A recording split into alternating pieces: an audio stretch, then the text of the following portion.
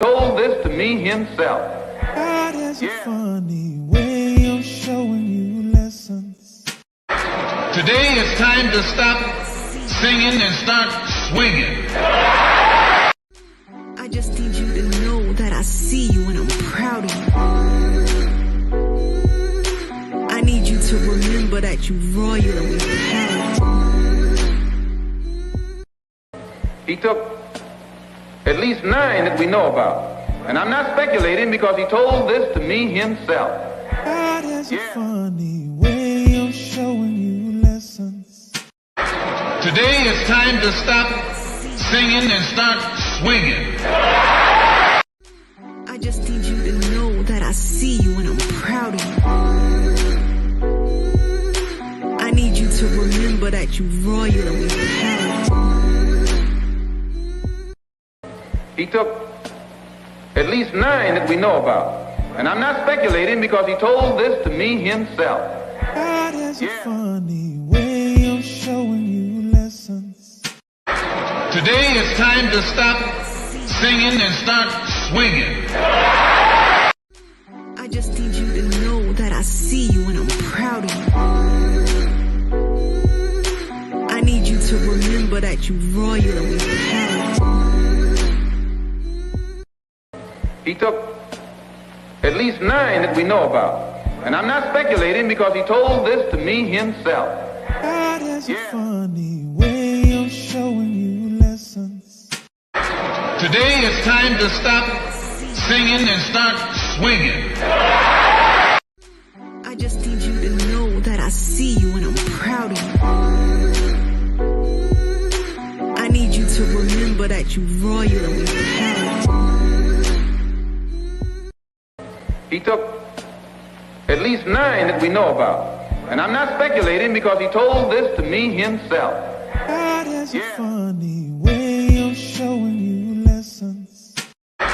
Today it's time to stop singing and start swinging. I just need you to know that I see you and I'm proud of you. I need you to remember that you're royal and we're proud. He took at least 9 that we know about. And I'm not speculating because he told this to me himself. God has a funny way of showing you lessons. Today it's time to stop singing and start swinging. I just need you to know that I see you and I'm proud of you. I need you to remember that you're royal and we're proud. He took at least 9 that we know about. And I'm not speculating because he told this to me himself. God has a funny way of showing you lessons. Today it's time to stop singing and start swinging. I just need you to know that I see you and I'm proud of you. I need you to remember that you're royal and we're proud. He took at least 9 that we know about. And I'm not speculating because he told this to me himself. God has a funny way of showing you lessons.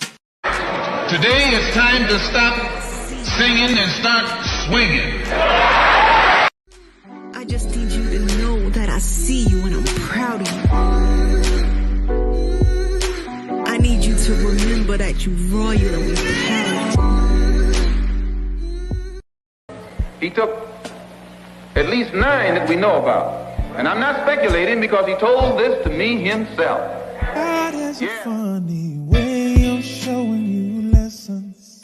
Today it's time to stop singing and start swinging. I just need you to know that I see you and I'm proud of you. I need you to remember that you're royal and we're proud. Slightly, what it do? Let's fix this camera. JP, Ira JQ, Keno, K-Dub, KB, and K-Dub in the building.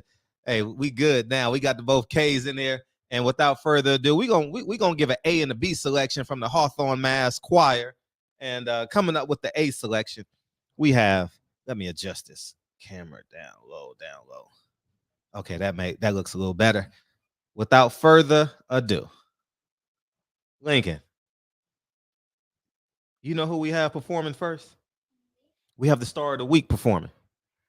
She's the star of the week this week. She's amazing. She's tremendous. She's a beautiful sister. She's the most beautiful girl in the world. The illustrious, the most beautiful Kennedy Lenny Jean Hawthorne.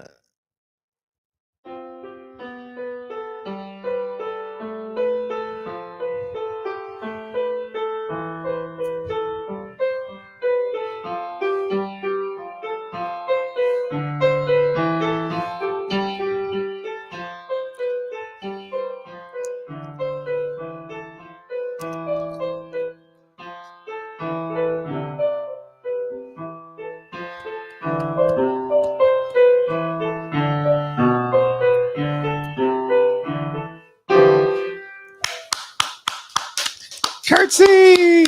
Coming next to the stage with the B selection, the most amazing, the incomparable, the award-winning producer, director of Checks and Balances and 9 Wide. He won every award possible in his school last year.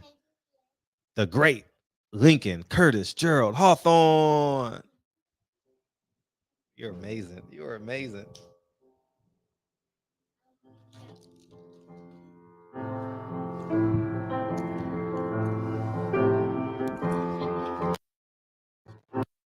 Be careful.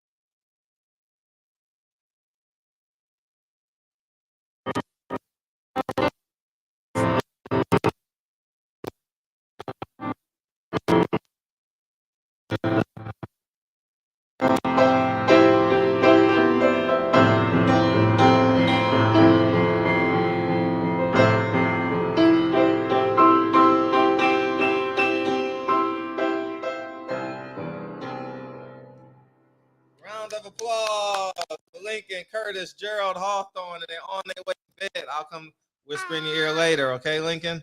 All right, love you, dude. Watch the chord. Watch the chord. All right, we're back, man. I appreciate. We had an A and B selection from the Hawthorne Mass Choir, and we going.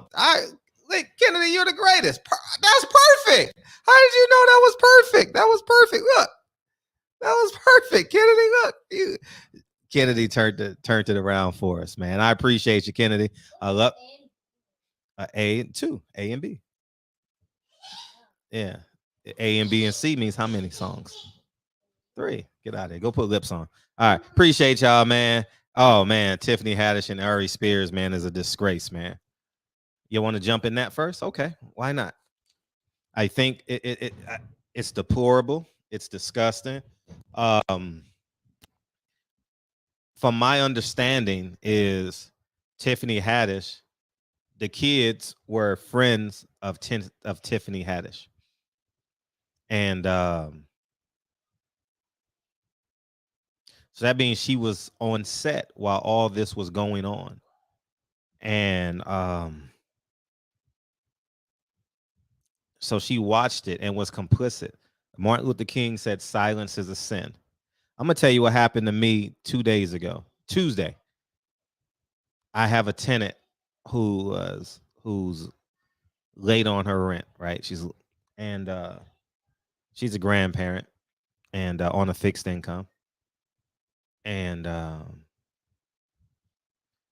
she has a boyfriend, her granddaughter, and a grandson in one house, in one apartment. It's a 2-bedroom, 1-bath apartment. And she says, "Come in." I says, I'm not coming in your house with your grandson running around here naked. Ain't happening. And I didn't do it because of Tiffany Haddish, but I'm like, how about if it comes up in a passive conversation? Oh, he came by. And so, I mean, he was in here with this little kid. The little boy is 1 year old, man. Her granddaughter is 16 or 17 years old, man. And I never go in the house when the granddaughter's there by herself. I don't want nothing to do with anything, you know. And I said all that to say, Tiffany Haddish is as responsible as Ari Spears, as responsible as the mother, the man on the camera, the man on the sound, and the editor. The editor should have said, I don't want this job. No, I ain't. Man, when you watch that, she's like handing a little child over to the pedophile. Everyone's accountable, man, and it's gonna be hard to recover from all this. You know, it's not like Tiffany Haddish has a song that touches the soul. You know, Tiffany Haddish can be replaced, and she's a budding star too. But people do anything for fame. This is living proof that many people will do anything for fame. You mean to tell me nothing crossed your mind? A little naked boy, 2-year-old, 3-year-old, 4, 6-year-old kid running around naked, and you acting like a pedophile? And when did that become like funny? When did impersonating R. Kelly become funny? Not Bob Cousy, Bill Cosby become, man, it's it's deplorable, man. It's and that's why I didn't put my kids on the school bus. That's why I picked them up. You know, the school bus makes my job a whole lot easier. I'm not even gonna lie to you. And I said, nope, I'm picking my kids up and I'm taking them to school because I can't. I'm too afraid. Because you time that bus ride, it's probably a 20-minute bus ride, right? Yeah, it's just 20 minutes. But then you times it by 180 days. Now, how much time does that bus driver, or I say this respectfully, the kids who only live with one parent and they live with the mom who wants to be in Future's next rap video.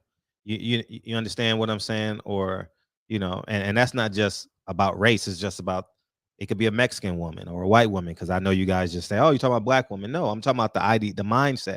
So when the mom picks them up playing that loud music and their kid sees that 180 times, how you gonna defeat that as a parent if your child sees that 180 times? That's why I pop up on my kids in school. I pop up. Hey, how you doing? Hey, you need help? Anybody in class need help? Lincoln's dad is here. You know what I mean? And just popping up keeps the principal intact, the teachers intact, the TAs intact, the nurse, the other classmates, because they know Lincoln's and Kennedy's father is coming, and mom. You know, they're coming. So I encourage y'all to be active participants. And I was a school teacher for 7 years. I'm gonna put a button on this. I don't want to beat a dead horse, but 9 out of 10 parents, I'm not even gonna say 9 out of 10, 97.9% of parents only show up to the school for 2 reasons. In elementary school, birthdays, and when the kid is doing bad. That's it. Outside of that, they don't come. I'm not going to count the school performances and all that. I'm going to say it again.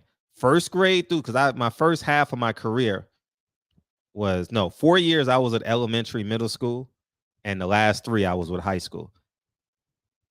When your kid is doing bad and they birthday, you show up with them Albertsons or them Kroger cupcakes or that cake, you know what I mean? And you take it to the class and you may get 2 pizzas and that cola. You know, every parent does it in elementary school, you know what I'm saying? And you got the balloons, and I mean, every parent does it. And that's the time they show up.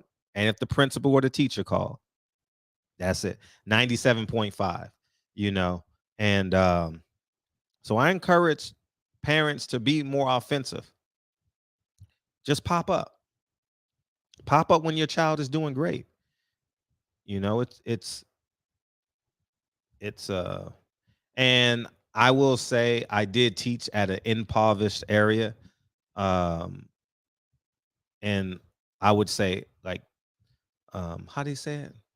Low income. It was a high volume of low income families.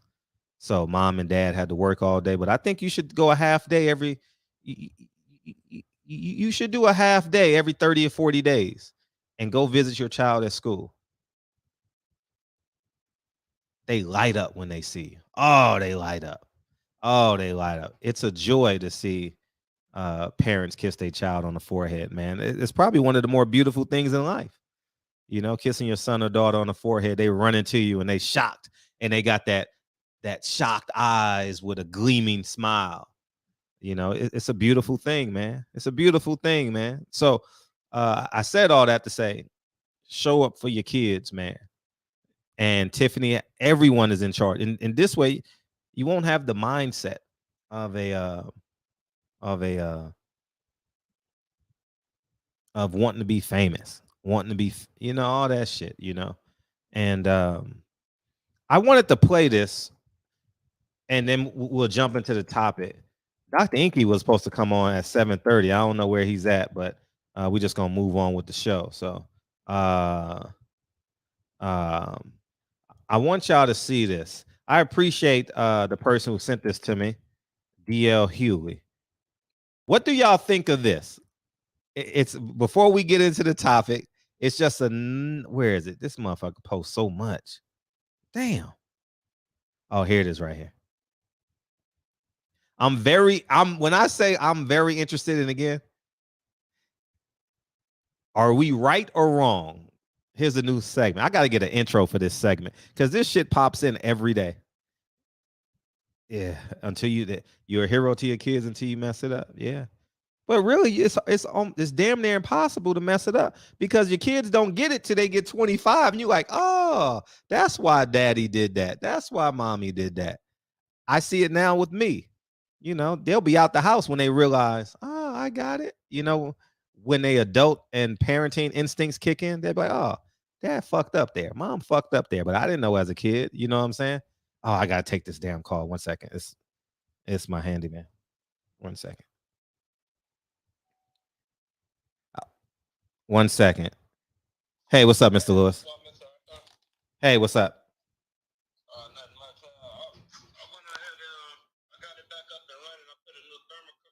Okay, thank you.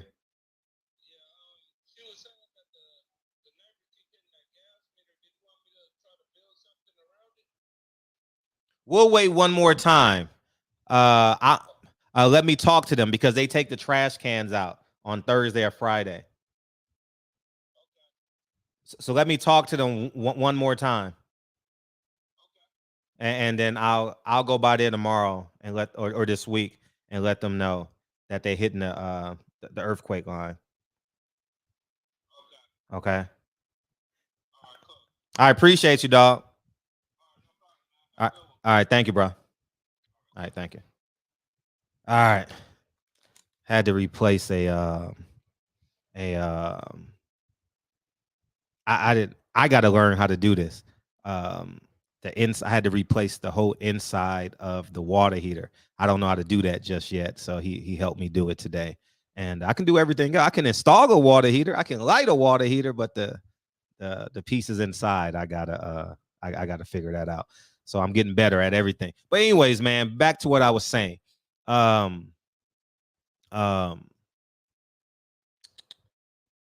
here it is right here. Here it is right here. Thank you, guys. Let me get back on track. Let me refocus. And it's great to have people who wants to be an asset to you. But in the new episode, is the black person right or wrong?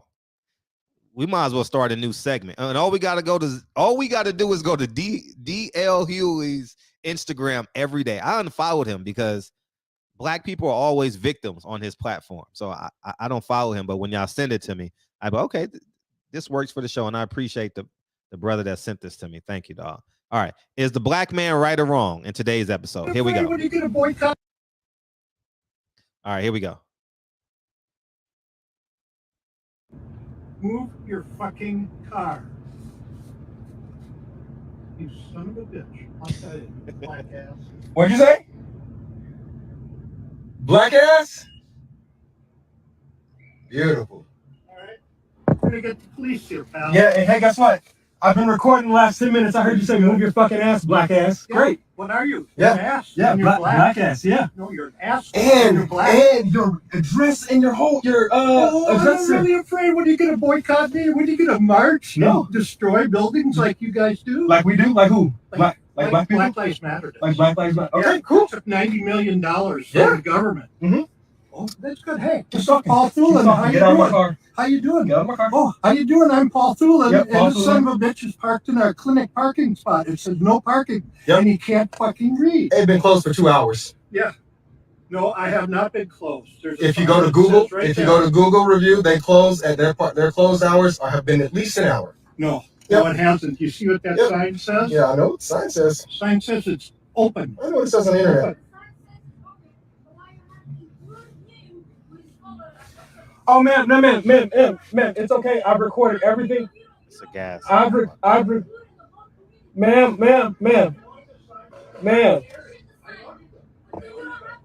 Ma'am. You can sit there, aren't you? I'll play it one more time. Move your fucking car. You son of a bitch. I'll tell you, black ass. What'd you say? Black ass? Beautiful. All right. We're gonna get the police here, pal. Yeah, and hey, guess what? I've been recording the last 10 minutes. I heard you say move your fucking ass, black ass. Yeah. Great. What are you? Yeah. You're an ass. Yeah, and you're black ass, yeah. No, you're an ass. And you're black. And your address and your whole address. I'm really afraid. What are you gonna boycott me? What are you gonna march? No. And destroy buildings like you guys do? Like we do? Like who? Like black people? Black Lives Matter does. Like Black Lives Matter. Yeah, Okay, cool. Took $90 million from Yeah. the government. Mm-hmm. Oh, that's good. Hey, Just talking. Paul Thulin, how you Get out of my doing? car. How you doing? Get out of my car. Oh, how you doing? I'm Paul Thulin, Yep, Paul and this son of a bitch is parked in our clinic parking spot. It says no parking, Yep. and he can't fucking read. It's been closed for 2 hours. Yeah. No, I have not been closed. There's a If you sign go to that Google, says right if you there. go to Google review, they close at their closed hours or have been at least an hour. No, Yep. no, it hasn't. You see what that Yep. sign says? Yeah, I know what the sign says. Sign says it's open. I know what it says on the internet. Oh man, it's okay. I've recorded everything.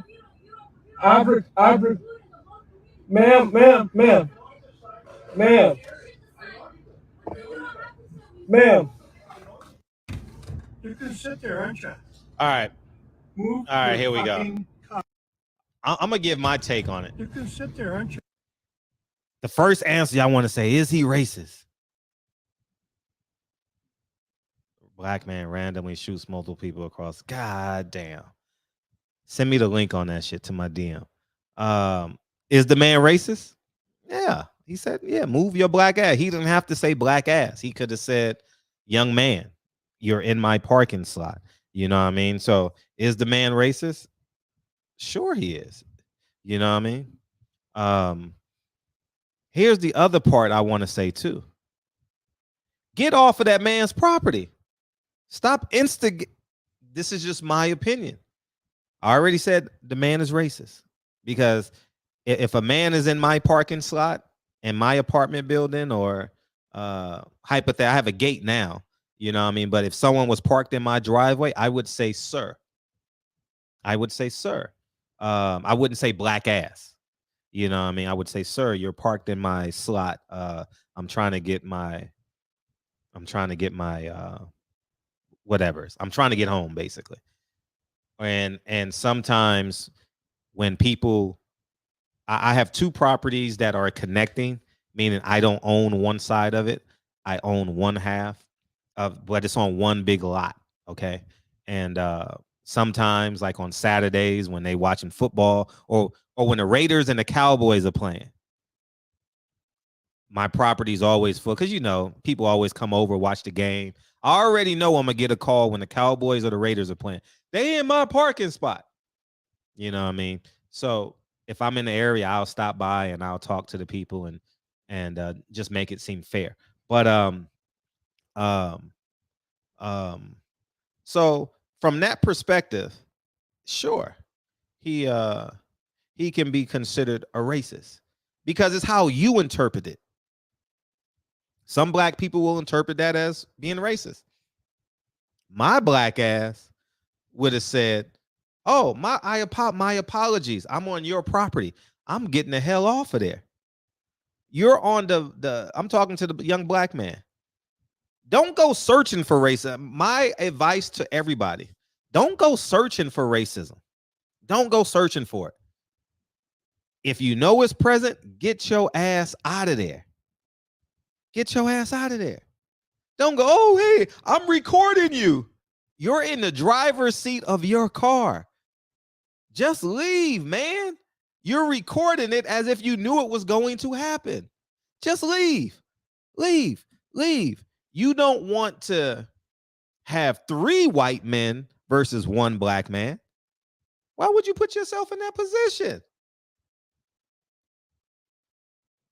Now you got 2 white cops, 1 white owner with his wife. You know what I mean? So I just say avoid it at all costs. You know, the fact that the man used, hey, black boy, whatever he called him. Yeah, he's a racist. Yeah, he has no respect for black people because you know why? One of the reasons why he looked, obviously he was raised a certain way. That, and 2, he watches TV and he says, all you niggas do is march. All you niggas do is tear down property. You understand what I'm saying? That's what we give. We're not solution based. We're hope based. You know, we're faith based. That's for damn sure. But I'm very interested in what y'all got to say. Let me open up these phone lines. If you guys want to beam in on this, and after we get through this, we'll talk about the topic at hand, about all these senseless motherfucking killings that I told y'all was going to happen, not out of joy, but history says this is going to happen every 3-day weekend because yeah, Michael Fuller is coming on. Appreciate you, Mike. Go ahead, Mike. Go ahead, Mike. You gotta unmute yourself, dog. There you go. One more time. Go ahead, dog. How's it going, Fred? You all right? Yeah. How was the weekend?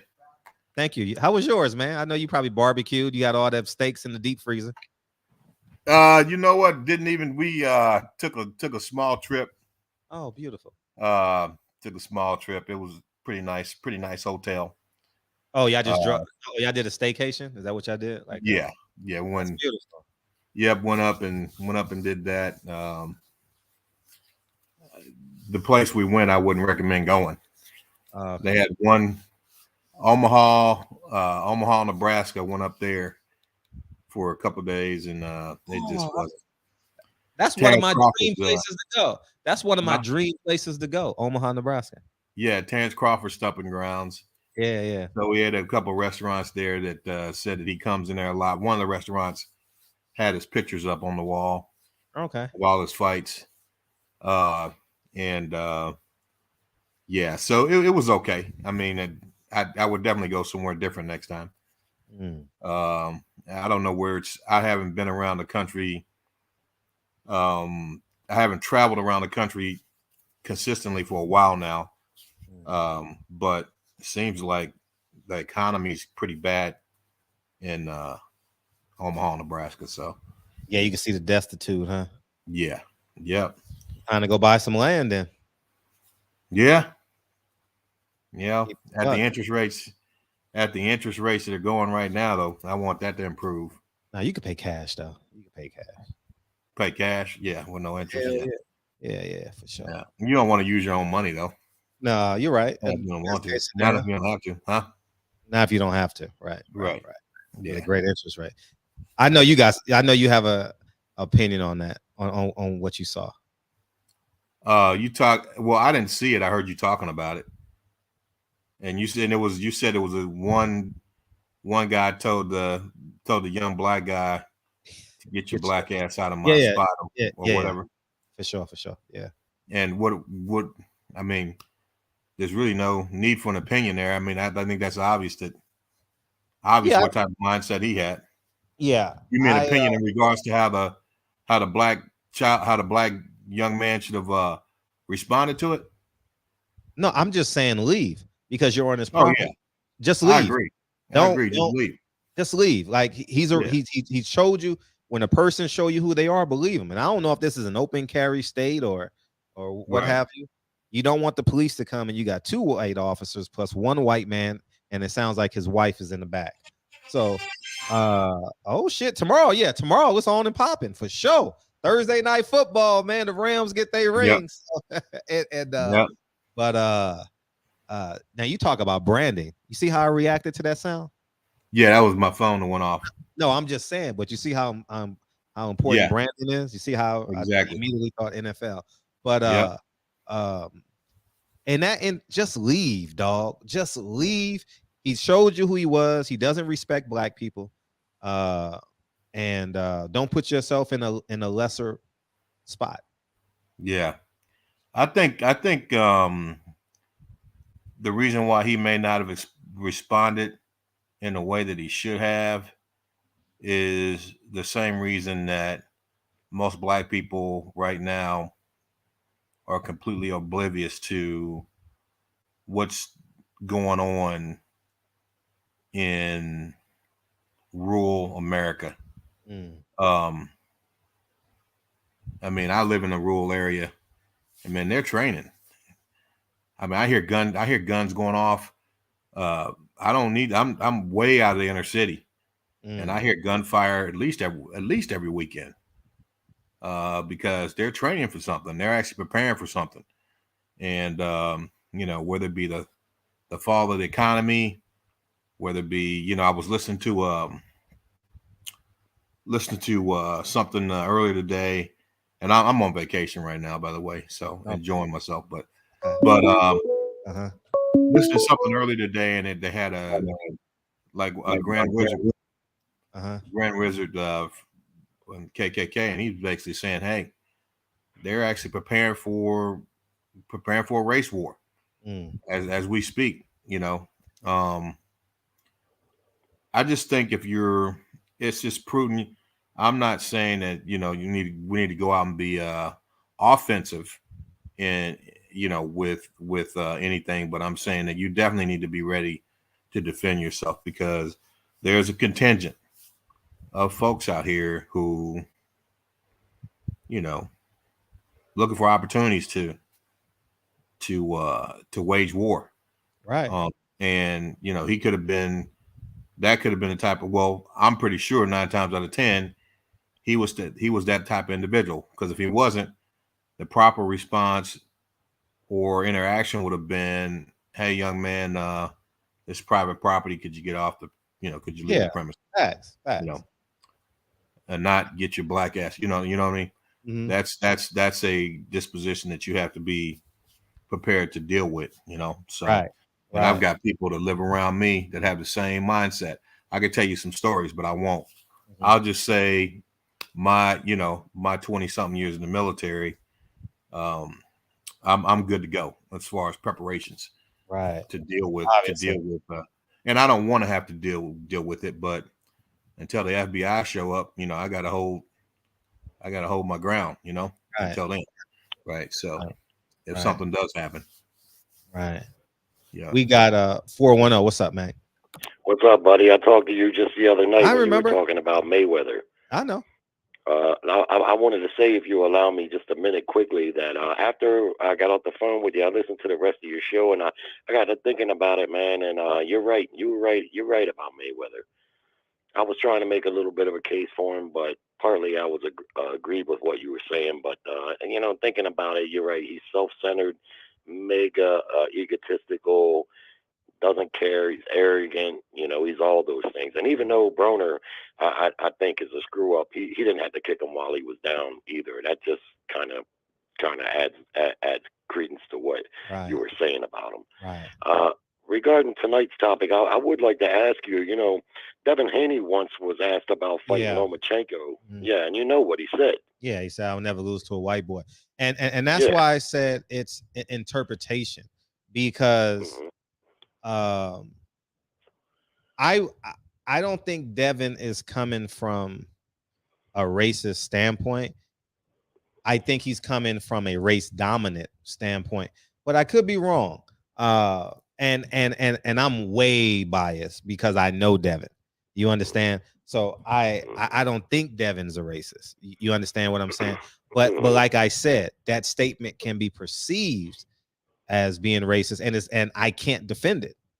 Well, I'm glad. Yeah. If a white person calls in, you sound white. I don't know. You sound non-black. I'll say. Yeah, I'm white. Okay. I can't defend it. But how I interpret it is like, I mean, shit, black athletes are the most dominant athletes in the world. That's how I'm perceiving it, you know? So I can understand a white person saying, go ahead. I can defend it. Okay, go ahead. I think, you know, in general, the culture that black people come from, and especially if you're in that religious sect, Islam, is that we understand that our people in this country, you know, I've obviously been mistreated for centuries, right? And without question, dominated in just about every aspect of life, finance, education, healthcare, housing, opportunities, you name it, right? We've been on the bottom of the barrel, kind of locked out of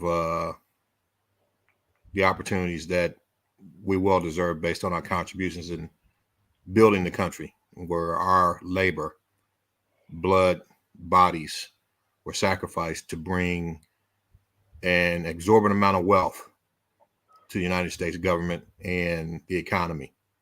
Took it from a wilderness to the most powerful economic country in the world in just 200 years based on chattel slavery. That dominance has continued for centuries. And I think what we do as a culture, understanding that, is we overcompensate and say, although I've been dominated in these different arenas for this long, I refuse to continue to be dominated. And I think that's where those type of statements and that type of mentality comes from. It's an overcompensation for historical reality that we've had to endure. That's my justification for it. Well, that's a very broad explanation. I don't necessarily disagree, but we're talking about boxing, and to be fair, we're talking about what might be considered racist. Had Loma been asked about fighting Haney, because Haney's full statement was, not only I'll never lose to a white boy, but if I fight a white boy 10 times, I'll beat a white boy 10 times. Now, had Loma said, I don't need to fight Haney because I'll never lose to a black boy, and I'll beat a black boy 10 times out of 10, I don't think you would have the same stance. So I do agree that a lot of it is perception, you know. So the guy in the video, when he says what he said, he made the black comment. I don't know, you know, it's tough to say for sure if he's a flat out racist, because I have a handicap sticker, and one of my pet peeves is people parking in handicap spots. And not too long ago, I had a guy parked in a handicap spot, and it was a white guy, and we got the fussing back and forth, and I called him a fat redneck because that's what he looked like to me. But he was just as white as me. Kind of like when, if you're driving and a Chinese person cuts you off, or an Asian person, a lot of people, first thing out of their mouth, you slant-eyed some bitch, you know. I mean, that's just things that I don't know if that necessarily makes one racist, you know, to use the term and you know, the way people use it, like, you know, like that. And I wonder about Haney, because it seems so uncharacteristic when he said that, because every time I hear Haney talk, he sounds respectful, he talks well, he doesn't try to come off as a thug or anything like that. And I was a little taken back when he said that. You know, I don't think he had to say that. I know Mayweather, to bring Mayweather, he never said stuff like that. He would say, I don't see any fighter beating me. You know, but when you put the race in front of it, I don't know. If it was I coming back, don't think, just like I said, like I was saying, and you may not have been able to digest everything that I said. So what I recommend is, you know, go back and listen to it again and digest it. But what I said basically was that I don't think his statements were racist either. I think it's just an overcompensation for what our people have endured in the sense of being dominated in every aspect of life for over 400 years in this country.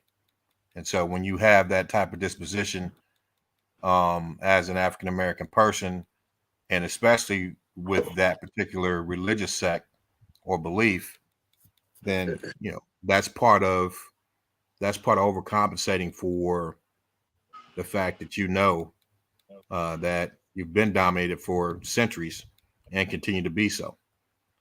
not in boxing. Boxing doesn't happen in a vacuum. Everything is interconnected. I mean, and you know what? And a lot of people make that argument, but when it's all said and done, there's everything that we experience in this world is completely connected. Every single human life on this planet is connected. And I think a mark of intelligence is when you can look at different avenues and look at different areas in life, whether it be boxing, healthcare, the financial system, family structures, and know that there's a nexus. There is a point in which all of those particular areas in life, they do cross, they intersect. There are relationships that exist between every single human being. We're all connected in this thing that we call life on this planet. And it goes to, you know, whether you're talking about, it's just, I think a mark of intelligence is when you can make those connections, when you can define those. So there's nothing that happens in a vacuum. Everything at some point and in some way affects the other. I'm glad that you're the first black guy I've talked to, at least, you know, online here, that has been willing to at least admit that what he said could be perceived as racist. And, you know, at least you are willing to say that much. Regarding the white people training and stuff like that, my family's been here since Maryland. I'm in Maryland, was founded. In fact, my forefathers were the first governor of Maryland, and I got huge family all over the entire United States. And two things I can tell you that you probably wouldn't agree with. One, white people aren't nearly as racist as black people think. That's been blown up by the media in the last 8 years. Prior to that, since the 60s and the civil rights movements, blacks and whites have been schooling together by the millions, living together by the millions, marrying and race marrying each other by the millions. And it just kind of has been set back in the last 10 years, largely, in my opinion, due to a narrative by the left to create that friction. And I can tell you, while a lot of white people are gun owners, we love guns. We got our guns, our father's guns, our grandfather's guns. We know how to fix them. We know what bullets they take, things like that. I've heard nothing about any type of training or conspiracy like that. White people, I'm a middle-class white guy. I grew up half my life around black folks, and I can tell you that the white people that I know, we want black people to succeed. We don't want them to be desperate and dumb. Not on the conservative side of the white community, because if black folks are desperate, then that means we got to worry about them going upside our head when we go downtown to go to dinner. If they're dumbed down, like here in the city that I live in, the literacy rate is all the way down. One of the most highest funded school systems in the United States, the literacy rate is all the way down. And that means a life of crime for most of those kids.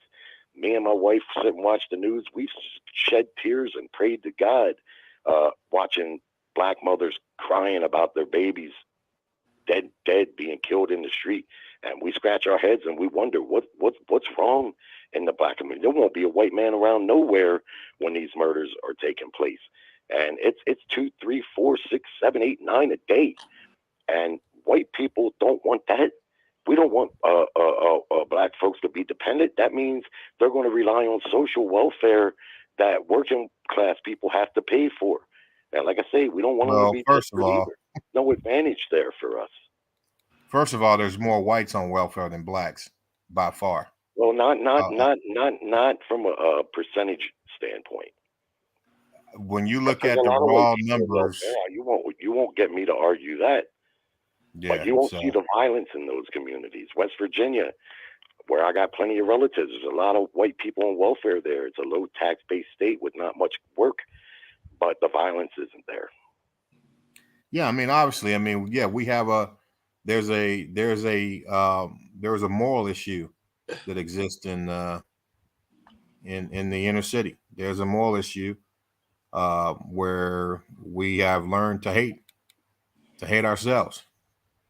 Self-destruction. Maybe one day you can explain that to me, because I struggle with understanding why. Well, here's the thing. I mean, you talk about how you talked about how white people, they own, have guns, and you guys own guns, and you like guns, you like to clean them and all that, but you didn't mention about using them, right? I mean, there were 70 million Native Americans that were in this country that populated this land, and now you can't find a Native American unless you really look for them. They're gone, right? Along with all the buffalo that they use to sustain life. So that a lot of those Native Americans are gone due to gun violence. So I mean, I don't buy, you may not be by who though? By who? So you may not be you think okay, so you may not be, you may not be of that disposition, but there are a lot of people who are. There are a lot of people who are. I mean, there's and I think that as far as the right wing aspect of that may not be common to the people that but there are a lot of folks out here, like the ones that stormed the Capitol and try to overthrow the United States government, that are really behind that Confederate flag and what it represents. And so that's you think they actually tried to overthrow the government with no weapons there? All the guns that those folks probably have. How do you know they didn't have weapons? They didn't have weapons, man. If they had weapons and they were trying to overthrow the government, they would have used them. That's been totally over. Well, I mean, there were people who died in that insurrection. Yeah, one of them was one of the protesters that was there that got shot in the face by a cop. That's the person who died there. That's the one that was trying to get into the chamber where all the politicians were at, right? The senators were at, correct? I'm not sure what she was doing, but she was trying to get into that chamber. They were allowed to get in there. But regarding the American Indians, they got conquered. Now, the American Indians were fierce warriors, constantly involved in tribal battle. They got conquered by who? Who they get conquered by? They were at war with each other. Part of the reason so they killed each other. Yeah, they were constantly at war with each other. They were constantly involved in tribal wars. Part of the reason why they couldn't compete against the European invader is because they were so divided amongst themselves. Not to mention they didn't have guns, only the guns that were given and traded to them by the Europeans. But in history, you can look out throughout the world's history, not just white men, but civilizations as a whole, conquering and colonizing has happened repeatedly. Tons of civilizations have been conquered. And that's what happened to the Indians. They seen the European invaders coming, and like any proud people, they didn't feel threatened at first. But after they seen You know, they didn't like the way we hunted. They didn't like how many people were coming. And so, like any proud people, they wanted to fight for what they felt was theirs. And they did. And they fought and they lost. Okay. That's happened to thousands of civilizations. If that's your interpretation of what happened, then there's one or two things. Either, and I don't mean this, I'm just being factual with you. Either you're ignorant or you're a liar. Well, what happened? If that didn't happen, what happened? Well, I mean, you tell me what happened. You're the smart guy, right? You have the superior intellect. You tell me what happened. Just don't tell me that lie. You tell me what happened. What's that? I just told you what happened. Oh, well, that's a lie. If you believe that, you're either ignorant or a liar. What's the truth? And before you tell the truth, Roland Curtis says Caucasians never talk about slavery. They hate it. And he comes back again. And this is a question for you. Tell me your name, bro. My name is Jerry. Thank you, Jerry. Appreciate you hanging in there. I know you're the minority tonight. You're not used to being the minority. Is that considered racist? I'm fucking with you, man. All right. Roland Curtis, man. Can you ask him if Black America deserve reparations? You want me to answer that? Yeah, for sure. Yeah, I would say yes, but not in the form of cash payments to just be dwelled out indiscriminately. Yeah. But yes, blacks during slavery were not allowed to educate. They're not allowed to garner wealth. I don't make any defense of that, man. That's totally wrong. I do know that slavery took place throughout the world. It wasn't just the United States. And the United States is the only country that I know of who fought a civil war to end slavery. But most of the Latin countries, there's just tons of countries that participated in the transatlantic slave trade. It wasn't. Let me ask you a question. Man, first of all, you got so many excuses. I mean, it's just ridiculous listening to you. But do you have a job? Yeah. Have you ever worked? I'm a business owner for 22 years. Okay, you're a business owner for 22 years. You should own the whole world. The whole world's laid out for you. I mean, so I'm not impressed. Okay, sure. I mean, you have the highway to heaven because you are a Caucasian male in the United States of America. So whatever you own, you should own 10 times that. Okay, so I'm not impressed. All right. The second thing is this. Okay. If you have a job or you do have your business, how are you compensated? How do you compensated for your services or for your product? You tell me. Well, I mean, with money, With money. Okay, now, so if you're compensated for your product or your services with money, then why wouldn't descendants of chattel slavery who worked for this country for hundreds of years for free be compensated with the same thing you're compensated with? Never said that they shouldn't be. No, you just said we shouldn't receive cash payments. Perhaps you should listen a little closer. I said I do believe. I did listen to you. But I don't believe in reparations and indiscriminate cash payouts. You see, that's what I don't believe in. I wouldn't believe in that for any group of people, even my own. Indiscriminate? What do you mean indiscriminate? Meaning just sending someone a check. Why not? You understand that? Because I don't believe that giving like that helps anybody. Giving? What do you mean giving? Yeah. That's owed. That's owed. That's not given. That's owed. That's over 300 years of free labor, chattel slavery. Do you understand that? People are here. What? None of those people are here any longer. All right. People who enslaved them are long I'm done talking to you. I'm done. Okay. I don't really have anything else to say to you. You don't have the intellect to really discuss it with me. So, yeah, that's why you don't want to continue. No, what I don't do is I don't talk to liars. I don't talk to liars. I don't talk to liars and people who can't face the truth, right? Yeah, the truth. That's all. That's basically it.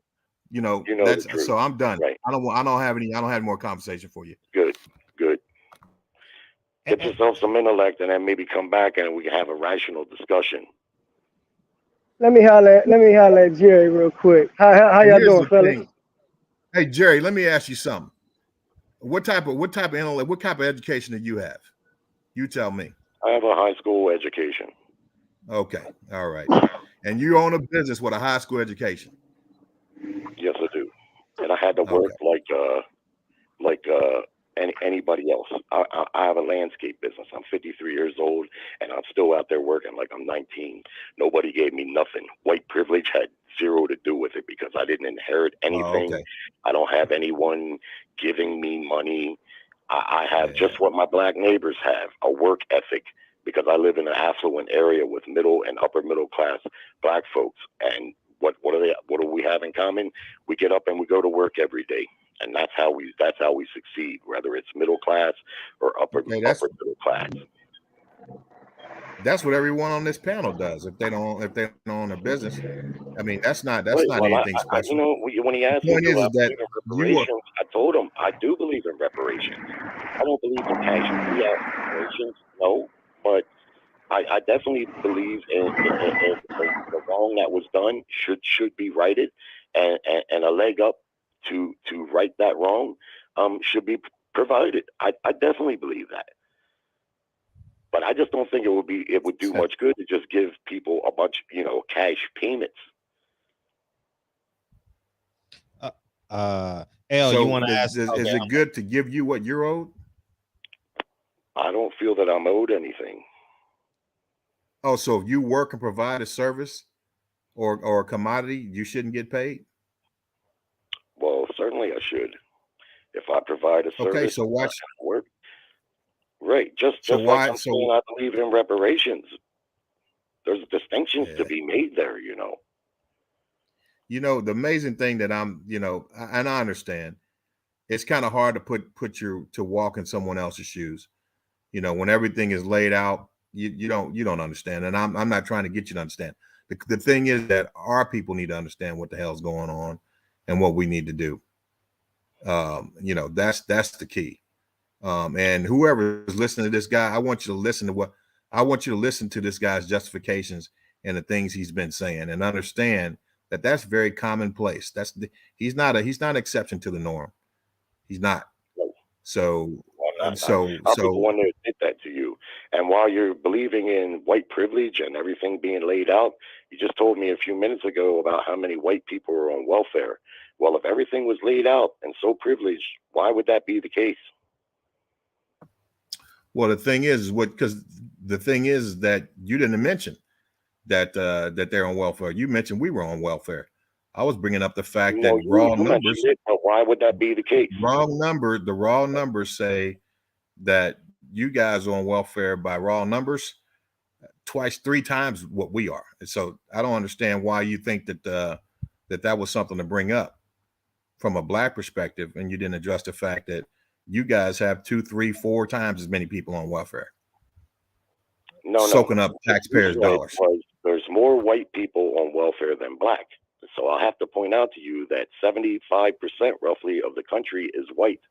So when you do the numbers, the raw numbers suggest that from a percentage standpoint, it's just about even. But that's not true. Well, that's not true. It's low 60s. It's about 62, 63%. So you're giving, No. Well, not according to the American Census Bureau. Look it up. I bet you $5,000 right now. I bet you $5,000.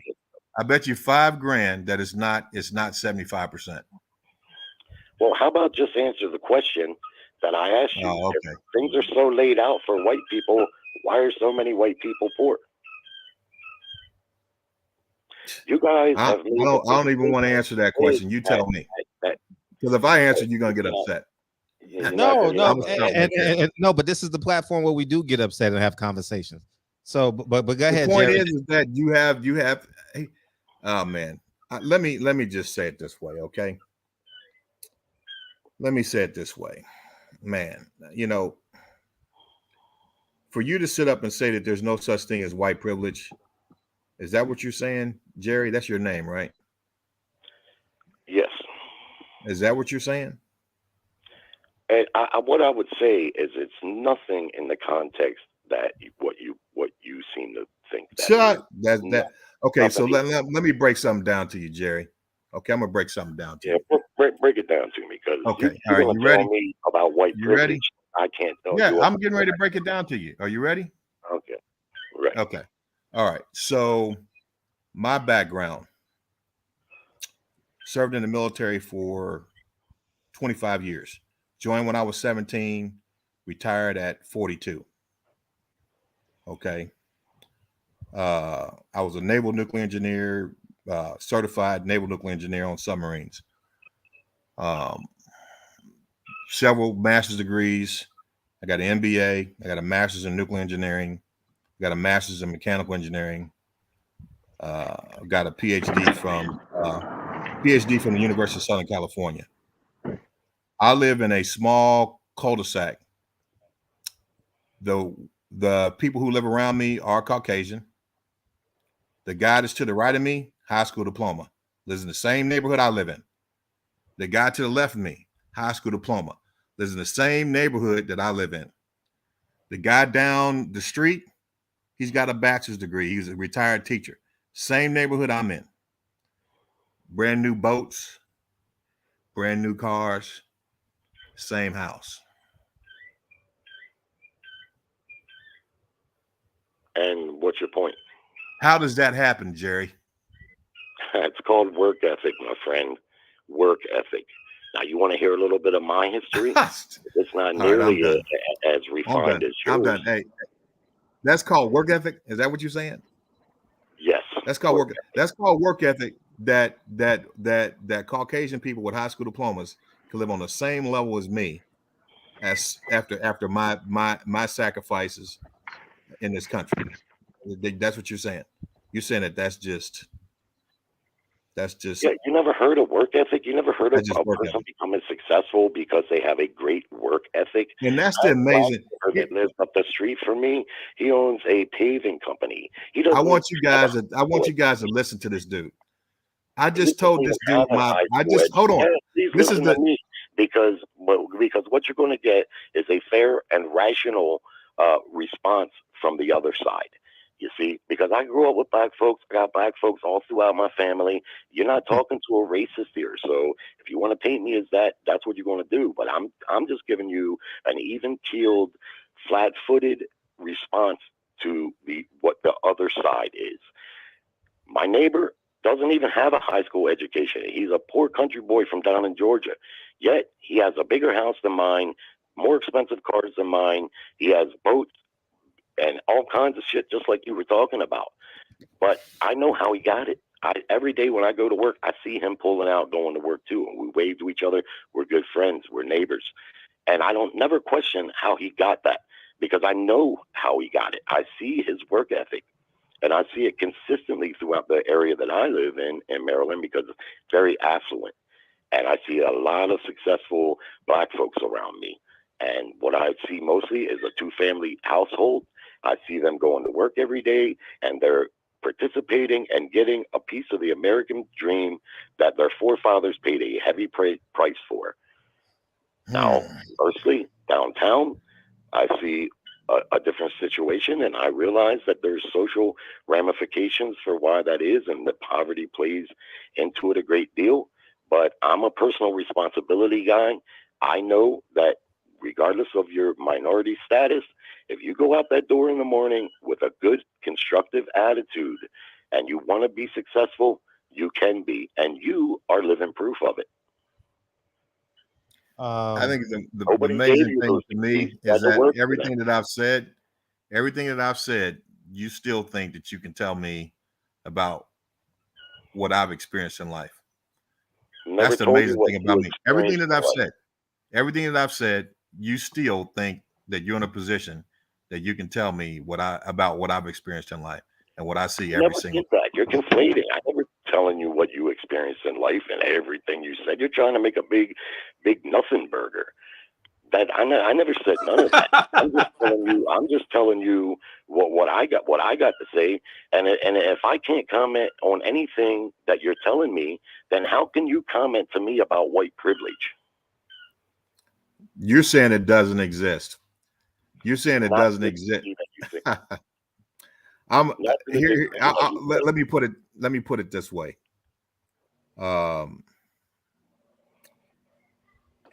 That area that you're living in, it's probably Virginia. It sounds like it's Virginia.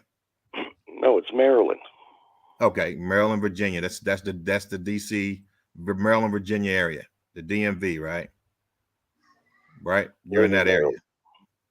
Maryland's right on the border of DC, Virginia, right? Yes. Okay, so that area, I know, I'm familiar with that area because I lived there. And I know what you're talking about. There are large black communities of affluent black people who live there who do well, and I will grant that. Because I've seen it. But the rest of the country does not look like that. It doesn't. And so I can black Americans that are succeeding and doing well. I mean, are we going to argue that point? The vast majority of black people live beneath the poverty line. And that's because white people want it that way. You tell me. Why is it? You think there's some advantage for white people, for black people to be broke and poor and desperate? I can tell you this much, whether it's the advantage or not, that's the reality. That's the reality of it. Yeah, well, I mean, the deeper conversation is, why is that? Why are so many black people successful, like the ones that live near me, and then the ones that are unsuccessful? Why are they that way? You want so many times. The first thing I would say, in the rest of the country is systemic racism. That's the first thing. And white privilege. Let me get KB and I know Kyle and L want to respond. So let me get their response. I appreciate y'all coming on and having this conversation. I want to specifically respond to Jerry, Freddie. So let me get a moment to respond to as soon as I can. 1 second. I got you, man. I got you. Hell, you at a party? I know. This ain't your show. This ain't your show. You want to No. I just don't let him leave out before I get to make this point. But I'll wait. Don't leave, Jerry. He's not gonna leave. He's not gonna leave. He's enjoying himself. Kevin Brower, y'all are talking to a white man. How else is he supposed to respond to the conversation about black folks getting reparations? Yeah. And I think it's one, Roland responds. Lies. Lincoln signed the Emancipation Proclamation not to end slavery, but only to break the Confederacy financially to stop the South from succeeding. Exactly. Thank you for revisiting that lie that Jerry just told. Well, we know what the root cause of the Civil War was, and to deny that is you can deny it if you want, but it was over slavery. You're funny. You're a funny guy. Kyle, you got something to say? And then L, I know L is gonna be a. It's gonna let L go, because L about to go. Go. He had a party. You know. L, go outside. All right, just 1 second. Because that caught me at a bad time, but hold on. Let me put this. How we catch you at a bad time? And you on our? I've been waiting to get in, but I'm about to go outside right now. What I will say is that most people don't have extreme right-wing racist dispositions. Most people, well, I will say that most people don't live that way. However, there is a very large contingent in the United States who does. And the other thing that I would say is that although every white person is definitely not a white supremacist, all white people benefit from white privilege. And if someone tells me that doesn't exist, again, I have to say that they're extremely ignorant or they're a liar. One of the two. Al, go ahead. All right, listen. It's been a great conversation. How everybody doing? Been great point between both parties. Mike, you always make good points, brother. Jerry, I've heard you a couple of times come on the show, and you seem to me to be a pretty fair dude, man. So I'm not gonna judge you as no racist. I'm not gonna judge you as a liar. I will say that you have a bit of ignorance. You just don't know, and it's not it's not totally your fault, because see, I believe I can speak on this subject very well simply because I got blood family that's white. And I remember reading an article when I was in college. It was an article on the internet. It was a white man, and I sent this to myself. It's somewhere in my email back in like 2006, 2007, 2008, somewhere between that time. It was a white dude. He had a black wife and he had black children. And he said the gist of his. You're breaking up. Can you hear me now? Is it better? Is it Yeah, better? you're breaking up a little bit. All right, hold on. Is it better now? Yeah. Yeah. All right. The gist of this article was that he was just in so much shock of how ignorant he was of the position of black people until he had a black child. He said as soon as his baby was born, he had like an occurrence or an epiphany that occurred to him that, wow, my child is gonna be a target in this world. That's when he realized, he said to himself, wow, this is what I realized what it meant to be black. And I remember always speaking to my grandmother, my mother's mother, who was half white, half Puerto Rican. Her father was a white man, name was Elmer Burse. White dude, racist as hell, hated all of us, hated my mama. Said, I don't want to meet them nigga babies, fuck them. Like, that's how he felt till he died. Now, I remember my grandmother would always say, and my aunties would always say, baby, some of my people ain't shit. They got hate in their heart. And they said, how do I know that? Because when I see how they look at my baby, how they look at my two daughters, how they look at my two nieces, what they say about them. Get your nigga ass out of here. Like, it's not all white people, but that's when they really understood. They took on black pain because they understood, wow, I got a child who I love, who is part of me. That's the only time white people can really, really, really understand. Because I got white friends that I'm close with, and we had these conversations. I've had white people that I didn't know that we just had these conversations, and they like, man, I really just didn't. I really just don't understand. It's hard for a person. They don't even know they got white privilege. Most white people don't understand that they're living within the confines of white privilege. But this is what they do know. You're breaking up. Is it I better think it's now? your line. Yeah, you're breaking up. I think it's your line, Michael, excuse me. I think it's your line. Am I clear? He's clear. He's just low. Oh, Go okay. ahead. Hold on. Let me turn it up. What most white people don't understand, the ones that are in bliss and that are ignorant of the situation and are incompassionate for a black man's plight or a black person plight, is because they are ignorant. They don't understand it. But in that same sense and along the same lines, they do understand what the possibility of being stripped of that privilege is. It's the same thing you mentioned, Jerry.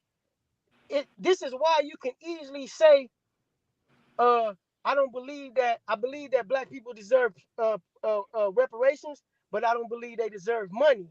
Why? Because that will take away from some of your privilege as a white man. You know that instinctively. Subconsciously, you know, wow, if they get all that money, then that's taken away from my pot. Whether you want to admit it or not, but this is something that just subconscious. Like, you can say that, oh, uh, uh, racism or black suppression exists just as much as white privilege. Let your white privilege be stripped from you. You're going to know that it's happening, and you're going to go up in arms for it. Why you think so many people that have the ideal, that hold the ideals of white supremacy, why you think they ready to fight for that? Because even though you can have people that's in the middle of America that are just as poor and ignorant as blacks in the hood, that are white and that are just as ignorant and poor as blacks in the hood, but if you tell them that blacks have more superiority, or you tell them that blacks have more of a privilege economically or whatever, they gonna go up in arms about it because they don't feel like that they should be at the bottom of nothing. because they feel privileged. They know what privilege is. It's funny how that works. Like a person can know what privilege is, but they can turn a blind eye to oppression. It's almost, but it's almost subconscious. Like you know what privilege is. It's unfair when you look at it, but it's hard to understand it. I get it. Like I've had these deep conversations with white people that I care about, that care about me, and they get it. They understand. I don't know. I don't know if you have black people in your family or a child that's black, or a nephew or somebody who you really love that's black. You're gonna be able to, when you have that such closeness with a black person like that, you're gonna be able to feel their pain. You're gonna be able to see their pain. You're gonna be able to have empathy and compassion for that person, because you understand that it's not cool, it's not right. Now, you do make a good point where you say work ethic will even the scale a little bit or get you closer to even. It won't even the scale, but it'll get you closer. I believe that we have an opportunity to manipulate the system. Like I always say, I don't even care to be treated equal in this world. But I demand my respect, and I demand an opportunity where I've proven myself qualified and worthy, and my work ethic and intellect has proven me and shown me worthy of it. I expect that opportunity and I demand respect, but I don't expect to be treated equal. I'm a black man in America. Well, can I respond? Yeah. Go ahead, brother. Well, first off, thank you for recognizing that I'm speaking from fair ground. I'm not speaking from anywhere I can else hear it. I other can than hear that. your sincerity. Okay. Thank you for not calling me ignorant, because that's the last thing I consider myself to be. However, I also have never said during this conversation that I understand or fully understand the plight of blacks in the United States. How could I possibly fully understand that? I'm mostly speaking on from a fair stance on what most white people think, because the reality is most white people are not racist like what a lot of black folks think they are. They're just not. And if they were, I would see it in my family. And yes, I do. I have black nieces and nephews that have married into the family. They're family. We love them. We love the kids.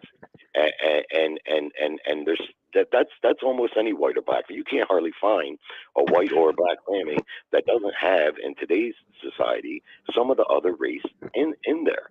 But I do want to tell you guys briefly just a tiny bit of my history, because when I grew up until I was about 12 in the country, not far from where I live now, with my white relatives.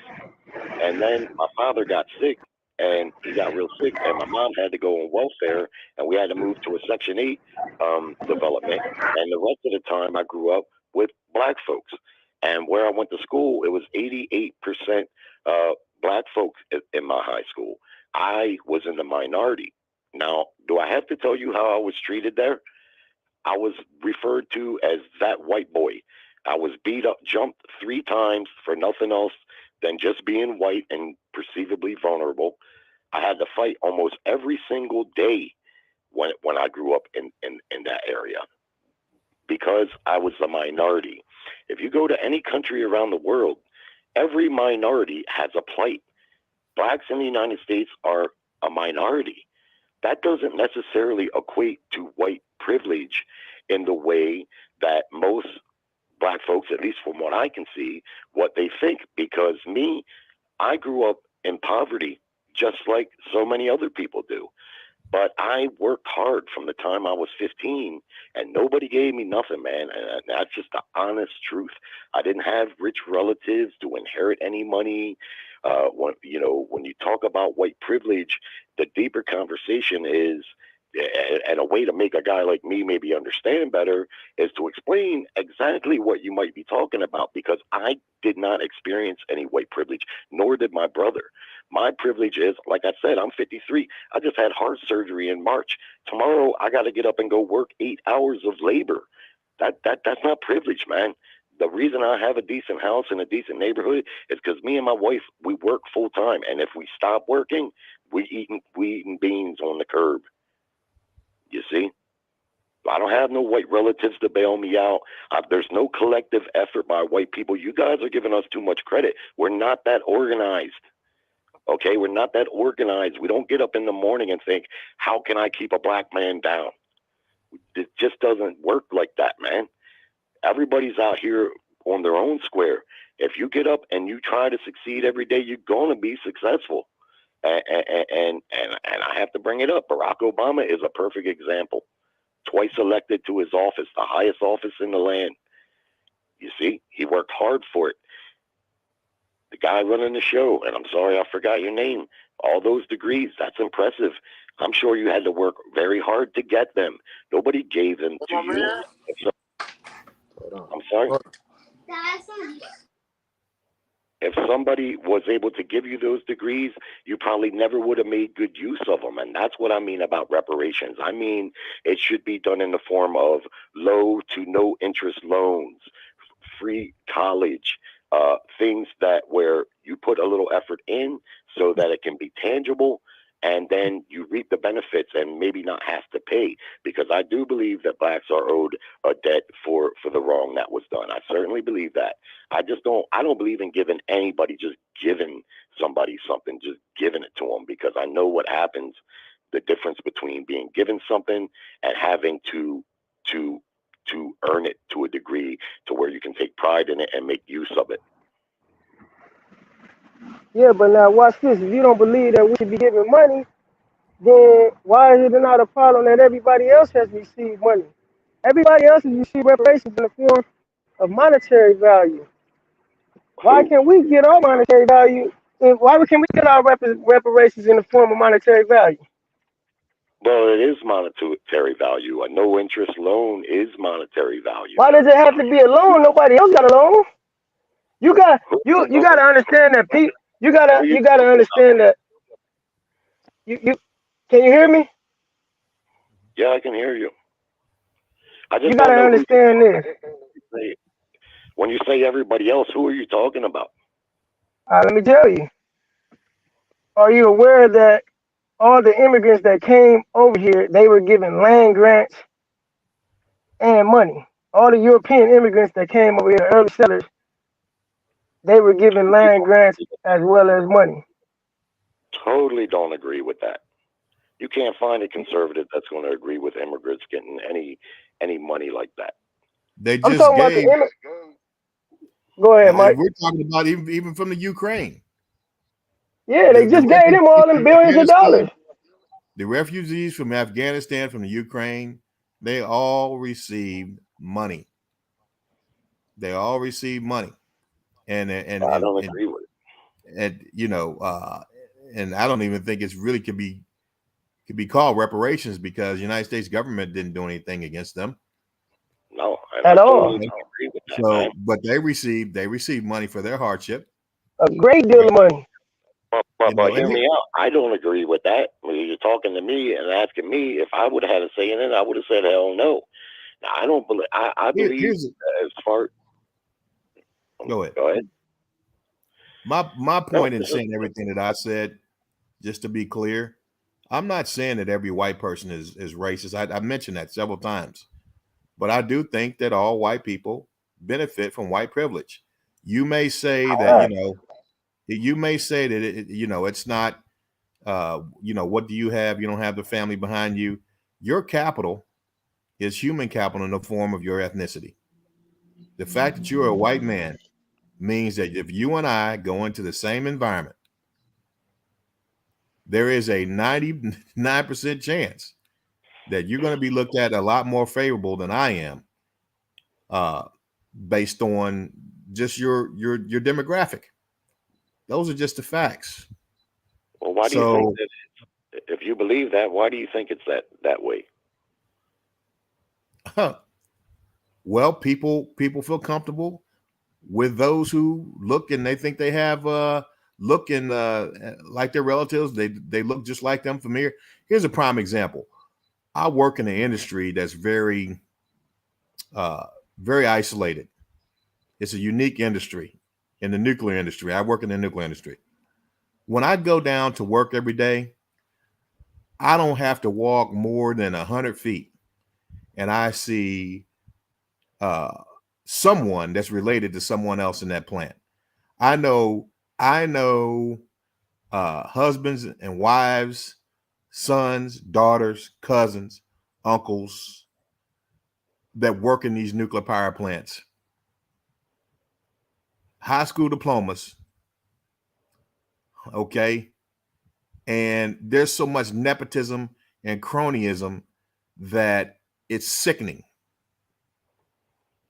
I see white privilege to an exponential degree every time I walk on that site.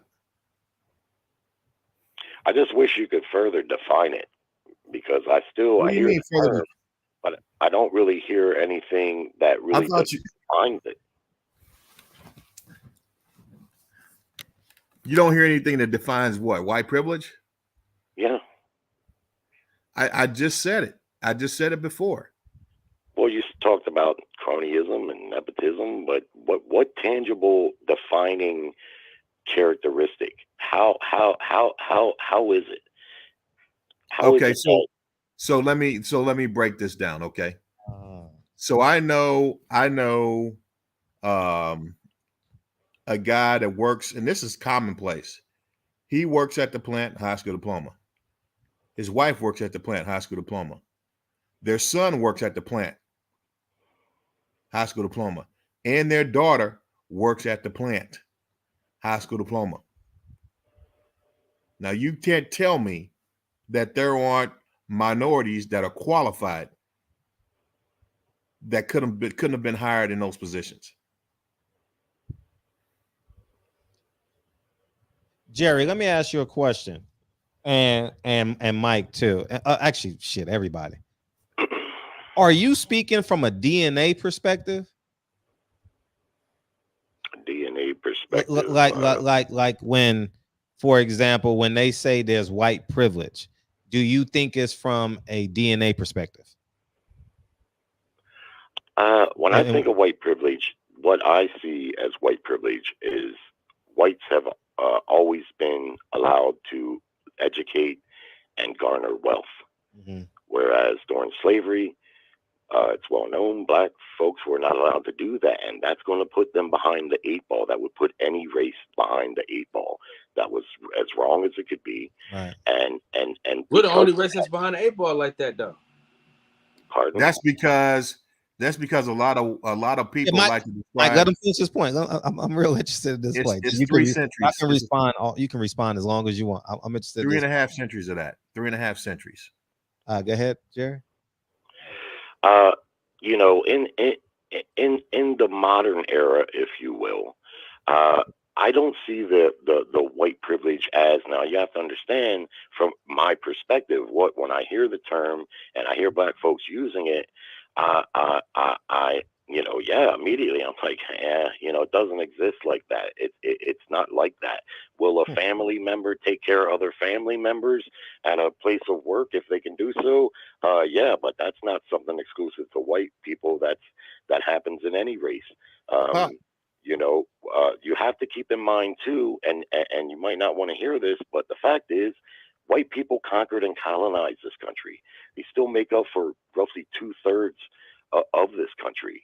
They're the majority. And any country where you go and where there's a majority, they're going to have the favor. That's Mexico. Anywhere you go in the world, that's just a fact. So what can be done about that? A lot has been done about that, especially since the civil rights movement, to try to rectify those things. But in the end, you know what, Jerry? The problem that I have with your statement is that when you make that statement, you act like that's just an objective phenomenon. Where because there's numbers, then there's just going to be a minority majority thing.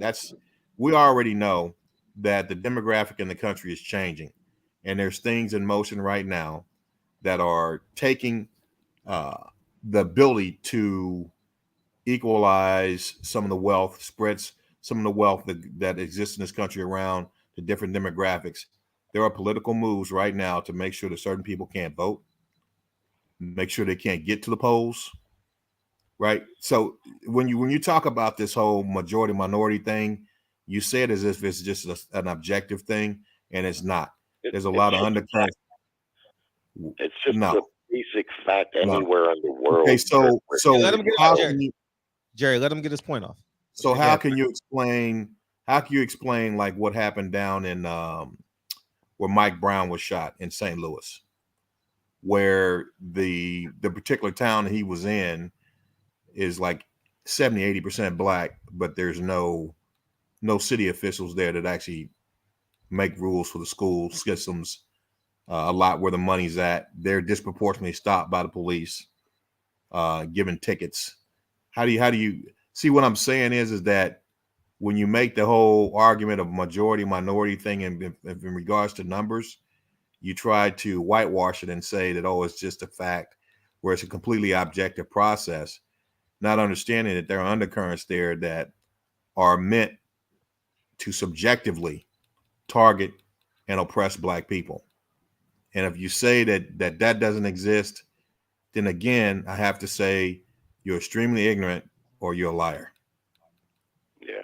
Well, I'm not going to respond to the insults, but the fact is, I don't agree with that. That's a lot of propaganda, and one of the problems I see in the black community is they buying into that propaganda, and in the places that they don't, that's where you see all the success, like where I live. You see, they gave up on the democratic hustle. They realize that they've been getting hustled by Democrats for years, and they're still, because slavery still exists in the Democratic Party. It just comes in the form of a welfare application, because they're the party of slavery, they're the party of the Jim Crow laws, and they blocked every single civil rights movement in the 60s as much as they could, and they're still hustling black folks to this day. But many black folk have realized, we're not going to listen to this hustle and sign up for this carrot that's dangled for our vote that keeps the black father out of the house, which is an automatic destruction of any family unit, no matter the race. And I don't buy into that propaganda. That's not to say racist things don't happen. We have 330 million people in this country. Some of them are racist. Certainly there's white racists, there's black racists, Mexican racists, there's racists in any nationality that you find. But you're giving white people too much credit to think that there's a concerted effort to keep black folks down, because there's no benefit in that for us. Only for the Democrats who want the black minority vote. For them, Racism benefit to keep blacks dumb and desperate. Racism requires power. Exactly, and let me Al. educate you on something, Jerry. In case I know for a fact you're a very intelligent man, and we all hold biases, and your bias is kind of holding you from understanding another perspective and a truthful perspective, which I understand. Like, who wants to give up privilege? But let me tell you this: there was a point in time in this country. Al, you got to go somewhere else. Black people had. Al, you got to go somewhere else. We know. Al, Al, you got to go somewhere else. What happened? You got to go somewhere else. What about now? Can you hear me now? Yeah, start over. Take your time. What about now? Yeah, you're great. Go ahead. Okay, like I was saying, we all know that there was a time in history in this country where there were thriving black communities, and we know about Oklahoma, the Tulsa bombings. We know about all that. Why was there a concerted effort and interest in that particular assignment to decimate black business community? Why was there a particular interest in that by white people? Because really, it was really no interest for white people to see black people on an equal level, or having some kind of privilege amongst even themselves. Like anything black people do, like black people we got to keep everything we do under wraps. If it's for the betterment of every black group has been infiltrated in America. I'm just talking about black groups that were created to protect us. It's like why is it such an interest in that? I'm gonna tell you why it was such an interest in that. Just go back to your history and look at every world empire that has ever ruled the world. We have 7 of them. We are in our 7th world power. This is the 7th world empire, Anglo-Saxon, Great Britain and America, the 7th world power. Now, do you know what occurred, especially in Spain? Do you know what occurred and what was formulated during that time? I believe it was the 1500s, 1400s. Do you know a significant change that was indoctrinated into society across global society? Do you know what that was, Jerry? I'm listening. It was the racial hierarchy. Racial. And it was done by the Pope. Hierarchy. You got the whites at the top. You got the yellow, which are all the Asians. You got the browns, which are all the Latinos. You got the red, which are the natives, and you got the blacks at the bottom. Now, this was an ideal that was indoctrinated around the whole world. And it was sanctioned. Why did this occur? It was because white people understood this. We are the minority in this world when it comes to numbers. The only way that we're going to be able to have real power and a lasting power is that we're going to have to unify. And at the same time we unify, we're going to have to indoctrinate that we are superior to all other races. And once they, like Mike said, it takes power. Once they came into power, they didn't play with the power. At no other time in human history, just like you mentioned, slavery happened all across the world and happened in all other empires. But no other slavery was predicated upon the color of someone's skin and the detriment on a particular race. Like, we were singled out, isolated to be totally dehumanized, and our whole culture just decimated from us. That's correct. That was the particular goal. Now, from a total control power angle, I have to say white people are great at planning, but they also have an evil that's unthinkable, unimaginable to any other race and any other empire that has ever ruled this world. Because if you really study history and you really know, in ancient Egypt, when the black man ruled the world, we didn't separate people by their races. You could work for the pharaoh, you could be a builder, you could be a scientist, you could be a doctor, you could be white, you could be black, you could be whoever. We didn't discriminate against, basically, the color of people's skins. Right. Basically, when all other forms of slavery outside of the transatlantic slave trade and chattel slavery allowed you to maintain your humanity. So you still were able to keep your language, your culture, your mores. You can still read and write. You still had basic unalienable rights as a human being that could not be violated under those conditions. And usually there was a term that you served. 7 years, indentured servitude. Right. However, this new form of slavery, chattel slavery, stripped you of all. You had less rights and protections under the law than cattle. Right. You had, okay, and so you had your human status, your status as a human being, your ability to read, write. If you're caught reading and writing, they cut your thumb and your forefinger off, or they'll murder you. All right, or they'll murder you for that. You see, so this type of slavery is something that's never been seen in the history of mankind. In the history of mankind, that damage that was done over that 3.5 to 4 centuries, you're telling me that does not have to be paid for? And it wasn't only in America. This was a global attack on black people all around the world. Because nowhere we have complete control. We don't even have complete control in the land which is our origin. We do not have complete control. So you tell me, how doesn't white privilege exist? How doesn't black oppression exist? Like, it exists. It's equal. It equally exists. That's why I say, and it's so obvious You know, I'm not trying to, and I said this before I even made the first comment, the first time I said it. I'm not trying to be disrespectful or anything, but for these facts to be laid bare before the eyes of the entire world, and for someone to say that it does not exist to the extent that it does, then that's either extreme ignorance or that's a lying tongue. One of the two. You know, so for me, you know, the reality and for me, what it is for you is a crutch. Just another crutch.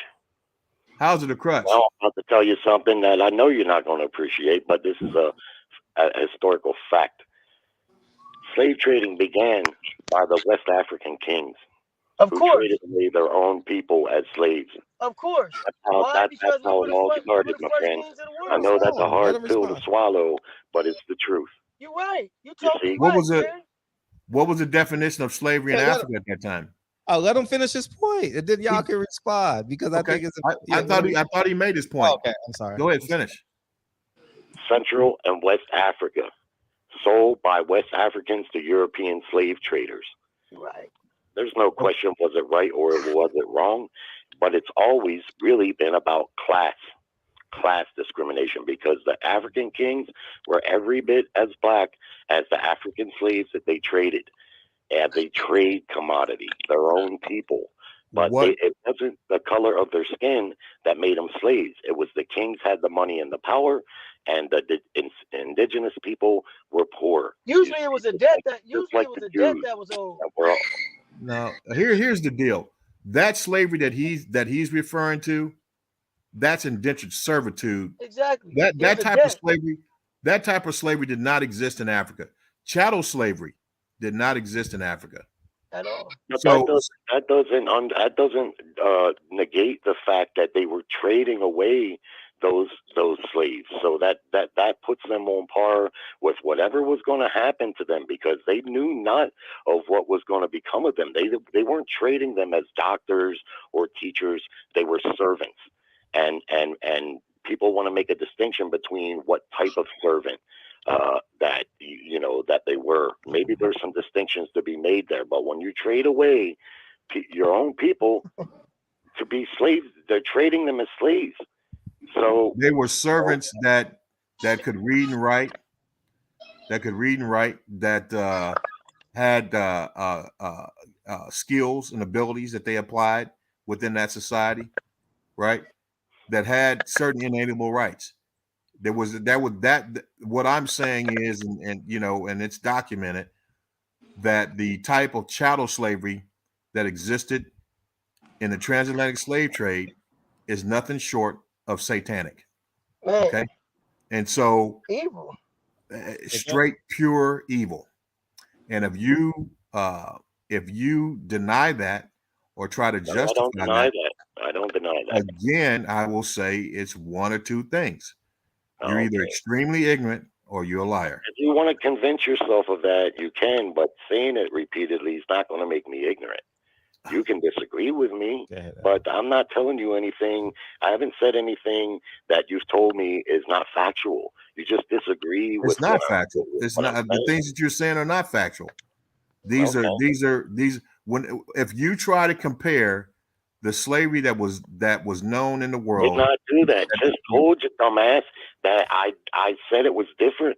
Of course it's now different. Here you are, a damn redneck with a high school diploma, and you got the fucking nerve to call me a dumbass. That's what I'm talking about. Listen to this. Listen to this. Listen to this. You're gonna get a piece of it back. Right? Listen to him. I got intellect. I don't need to name call and do shit. No, it's not. It's name. It's a fact. If you deny the history, either you're not telling the truth or you're just ignorant. History. Just told you. You got comprehension issues. You hearing what only you want to hear. I just told you that the slavery practice here in the States was more barbaric. Is that what you want me to say? I agree with that. I want you to say it was satanic. I want you to say it was satanic, enforced by devils. That's what I want you to say. Well, I'm not going to say what you want me to say. Well, you just asked me. Why not? You asked me what I wanted you to say. I want you to say that it was satanic, and the people who enforced it were devils. Devils. Well, what I can tell you is what I said right from the very beginning. It was wrong. No, we want you to say they was devils. No, it's wrong. It's wrong when you cheat someone out of the change that you're supposed to give them. What happened to black people in this country is nothing short of satanic. Okay, that's just plain and simple. You can try to minimize it and call it wrong, but no. I'm gonna tell you, it was a violation. What happened to black people in their own country when their kings traded them? You flipping it though. See, you flipping it. We ain't talking about what happened in Africa. We're talking about what happened in America. In my eyes, it was worse that they were traded by their own kings. That's even worse. Jerry, are you willing to say that was satanic also? Hey, Jerry, you correct. We was traded off by our own people, but I'm quite sure it was under the premise that this was the same as it was business as usual. And watch this, as has been mentioned a couple of times by myself and Mike, that this was a different type of slavery and entirely different than any other time in human history. This was targeted strictly to decimate a people all over the world. How different could it have been when a king is watching his indigenous people being put on a boat by white men in shackles? Understand this, Jerry. Understand this, Jerry. With me, it's not a white or black thing. I don't care. Look, watch this. If black people had done that to white people, you know what I say about black people? They were evil fucking devils. Devils. Exactly. They were evil. I don't. It doesn't have anything to. Look, we humans, Great man. point. We're humans. How can you dehumanize a person and then say that is just commonplace? Yeah, that's I never suggested it was commonplace. In fact, I've only maintained that it was wrong. But if we're going to say it was wrong there where it started, and wrong everywhere that it followed. If you want to make a distinction and say, well, it was worse here, okay, I might even go along with that. But it was equally wrong. If we were indebted for 7 years and given the same economic opportunities after 7 years of indentured servitude, I would say, hey, it was business as usual. And like this guy mentioned, as Juan Vaughn mentioned, the black slave trade was pure economics. Yes, it was. What economic opportunity was given when you were shackled and put on a white man's boat? Well, it was pure. It was pure economics. It was pure economics. But do you understand the process of dehumanization that occurred, and that still is occurring? Here's the portion that people don't understand as well, and they don't. A lot of us don't understand this, but it goes a little bit deeper. And if you look in the Bible, in the Old Testament, it talks about it in Deuteronomy 28. Read that. Read the end of it. It talked about what was going to happen to black people, to our people who are here in the United States in the chattel slavery and so forth. I tell my mother all the time. I say, "Mama, we just a cursed people because of what our ancestors done. We cursed." I truly believe that. So here's the deal.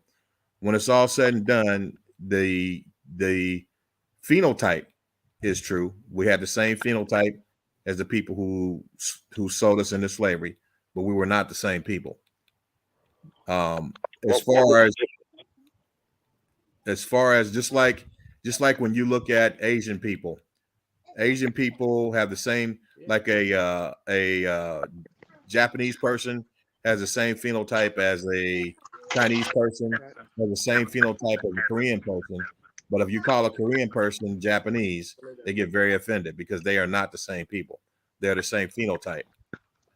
Huge argument out there that people who were put in slavery, in chattel slavery, on those boats and chains, as you mentioned, had the same phenotype as the folks who were selling them into slavery, but they were not the same people culturally. They were not the same people religiously. They were not the same people historically. And that's the argument that goes out there.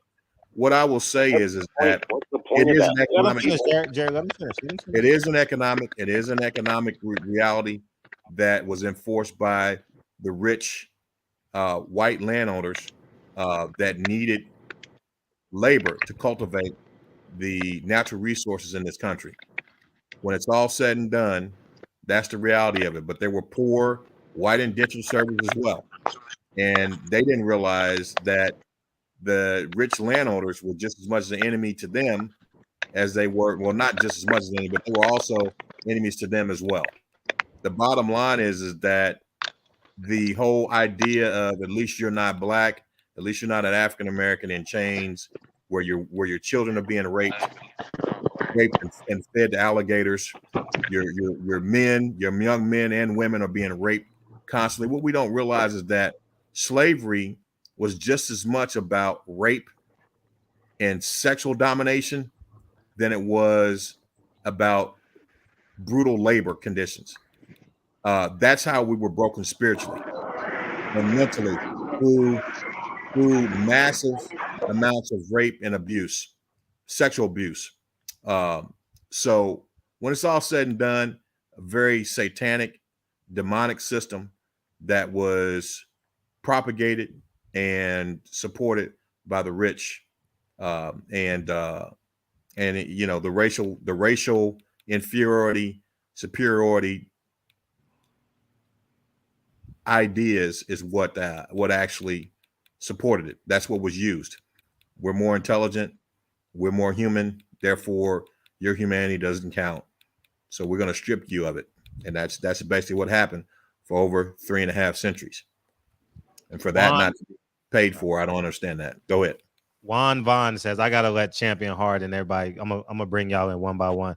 Y'all gonna say what you gonna say and give y'all closing remarks. We're gonna get out of here, man. We're gonna do a to be continued tomorrow or something like that. Juan Vaughn, the black slave trade was pure economics, man. Champion Hard, go ahead and give your spiel.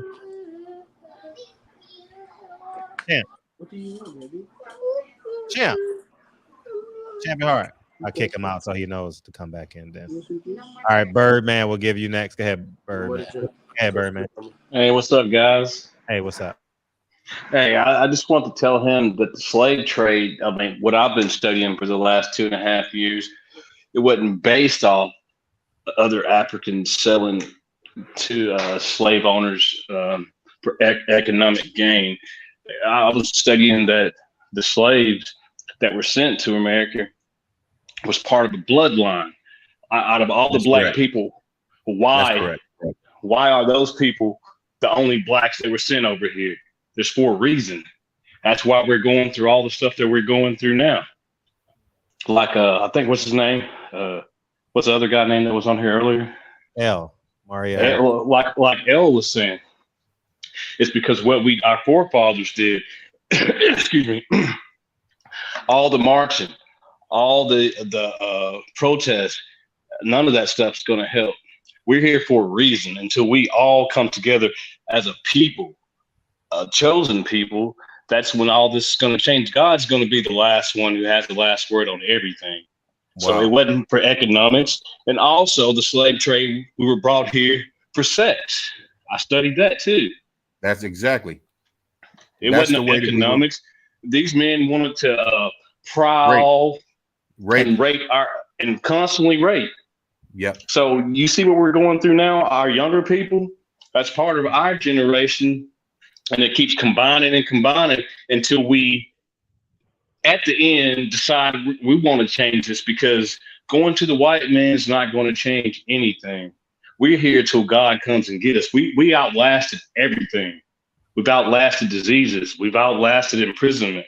So we're here for a reason. We're a chosen people. Why do you think that most Black African Americans are successful in sports? We wear jewelry. We wear bling. That was part of our culture. So all this economic crap, all that's false. We're here because of what our forefathers did, and that's our punishment. It's spiritually based. It's definitely spiritually based. That's why I mentioned that. That's why I mentioned that we may have the same phenotype as those who were said to sell us, that sold some of our people into slavery, but we're not the same people from a bloodline, a heritage. We're not the same people.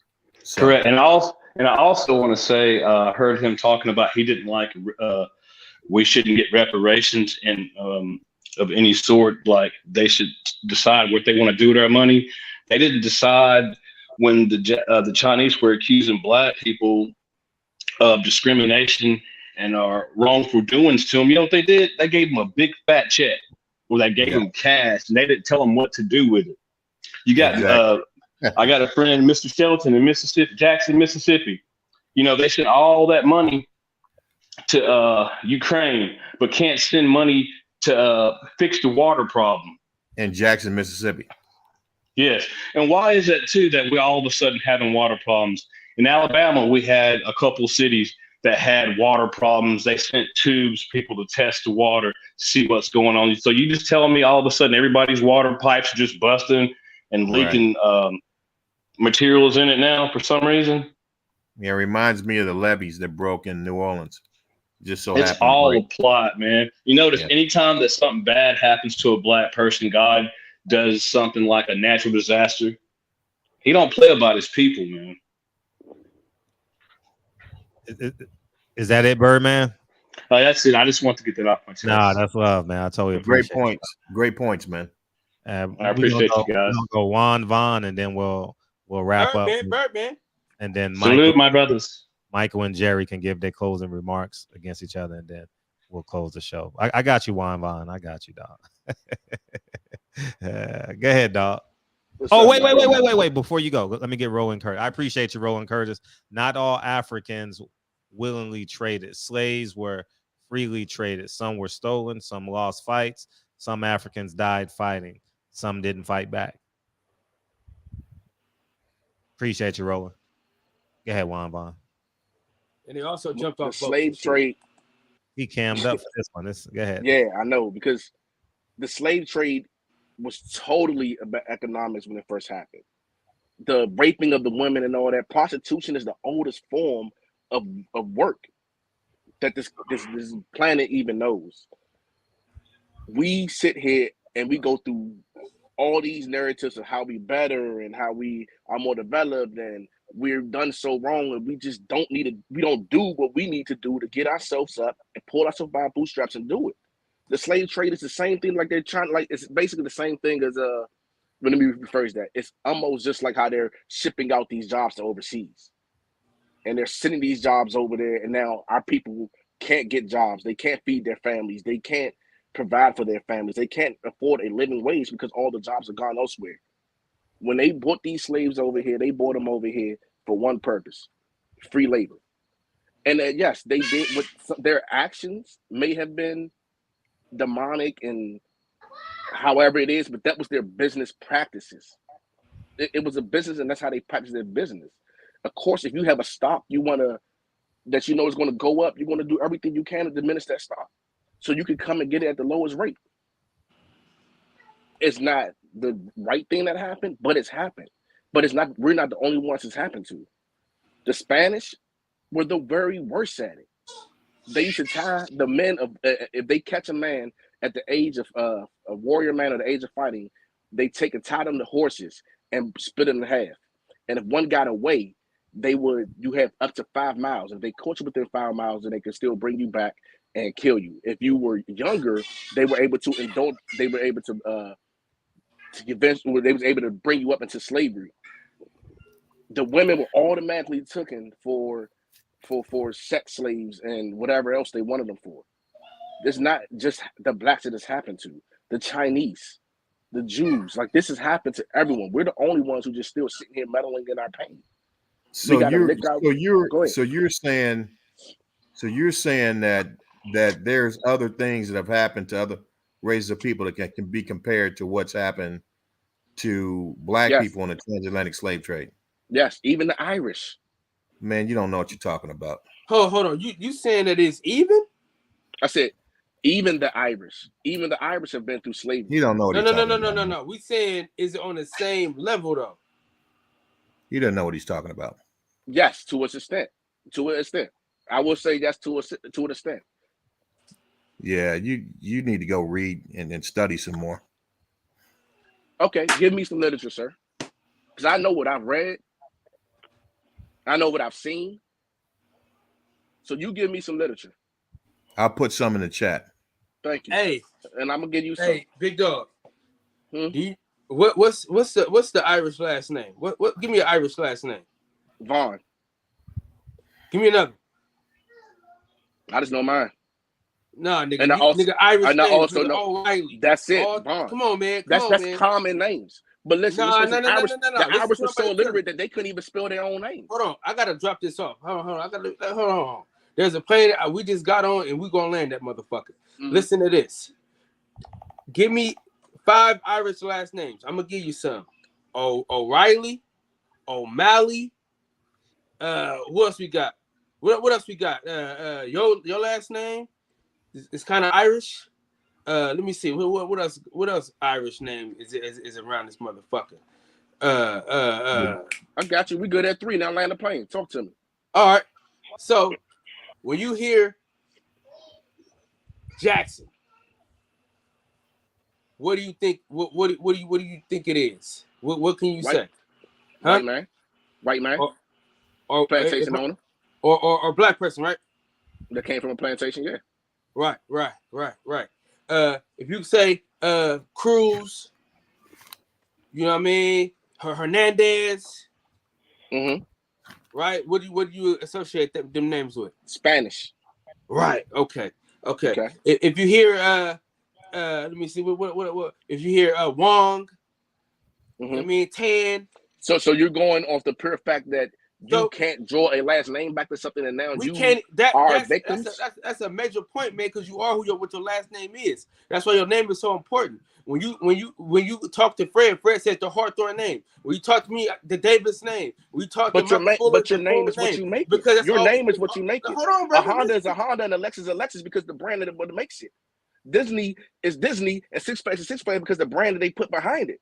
A Hawthorne is a Hawthorne because what the Hawthorne stands for. A Vaughn is a Vaughn because what the Vaughn stands for. A Davis is a Davis because what the Davis stands for. It doesn't matter where it may have originated from. It's about what you stand and you put it on. Nah, nigga, no. That's not true. Because the thing about it is, right? My dad had a chance to meet his real dad and did not. Right? So you don't know what kind of health conditions, what kind of mental health problems, any of that they got. Yeah, you talking about genetics. We're talking about a name or genetics. What I'm trying to tell you is, bro, we're so far removed from our culture, we don't even know where we belong. That's an excuse. That's an excuse. That's not no excuse. That's a fact. That's an excuse. It's because not an excuse. It's a fact, bro. So you gonna get up tomorrow and be like, oh, well, I did this yesterday, so I ain't doing nothing tomorrow. Nah, you gonna have to get up tomorrow and do it again. You got to do it harder. Go again. No. The point we're making is it's not the fucking same. You said it's the same. It's not the same because a Dominican, you know what I mean? They still, you can trace back your last name. We can't trace back shit. We trace back to a fucking plantation. We didn't start at a plantation. I understand that. You understand that, right? I understand that. But we also didn't all come from some great thing of being kings and queens and being valued so much. Dude, what the fuck happened? And what happened then has happened then. We got to do something now. Slavery, I don't give a fuck about it happening, but it wasn't even. That's all. That's the point you understand. I think the only thing that makes it worse is that ours lasted so damn long. Slavery was the worst type of slavery, bro. Everybody knows this. It's not even up for discussion or debate. We had the worst type of slavery. We can't even trace back our last names, nigga. At least Mexicans can say they were Aztecs, nigga. We can't say we were shit. We don't. We can't say we were shit. What do you mean? Half those Mexicans probably not. They're not even Aztecs, dude. Listen, Mexico, Texas was Mexico. Back and say that they are though. They can trace their lineage back. We can't trace our lineage back, but to a fucking plantation. That's the point I'm making to you, bro. And that makes it so bad. That's a great point. What? That makes it so bad. That you know what? It makes it so bad. The conversation right there. It makes it so bad. The fact that he said that you can't move forward. The fact that you said that makes it so bad. You need to go. It makes it so bad that you, as a grown man right now, how many years later, can't move forward, and that you got to still draw on that as an issue of whatever's going on today. How you know I'm not moving forward? Hold on, Mike. Mike, with me, you're on the same page. Tell Jews to move on. Tell the Irish niggas to move on. They got paper. Everybody got And they paper have. but us. They've gotten They up. ain't They pulled moved on themselves from up. shit. They Still say what they they've pulled been through. themselves They up. still say, And they moved oh on. man, we were here and we didn't have anything, but they was able to take over some shit because they was put in position. Nigga, we ain't had them type of chances. We can. This is America. Everybody took bro. it. Everyone's took it, man, and you know that. You know, everybody took. You know, this is America. Everybody take it. They wasn't giving nothing. Nobody was giving anything. Nobody, just same way we got to get out and take it. They took it. We just stopped getting out to do it. We started allowing money to influence our circles. We started allowing money to influence our protests and our marches and everything else. And now we sitting here behind the 8 ball. What do you think the LGBTQ where the marches get us? It got us attention. It got us a voice. And then we stopped. What did it get us, dog? It got us attention. It got us a voice. You ain't seen a Jewish nigga march nowhere around you. You know why? Because they took that and they took and put their children in the right they got places. money. How do you think they got the money? Reparations, bro. They didn't march no fucking place and got reparations. We marched all over the goddamn place and they got a goddamn thing. Here's you get reparations. Here's one thing that he doesn't. Here's one thing he doesn't realize. Where you from? Even today, huh? The United States government sends. You from Tennessee? DC.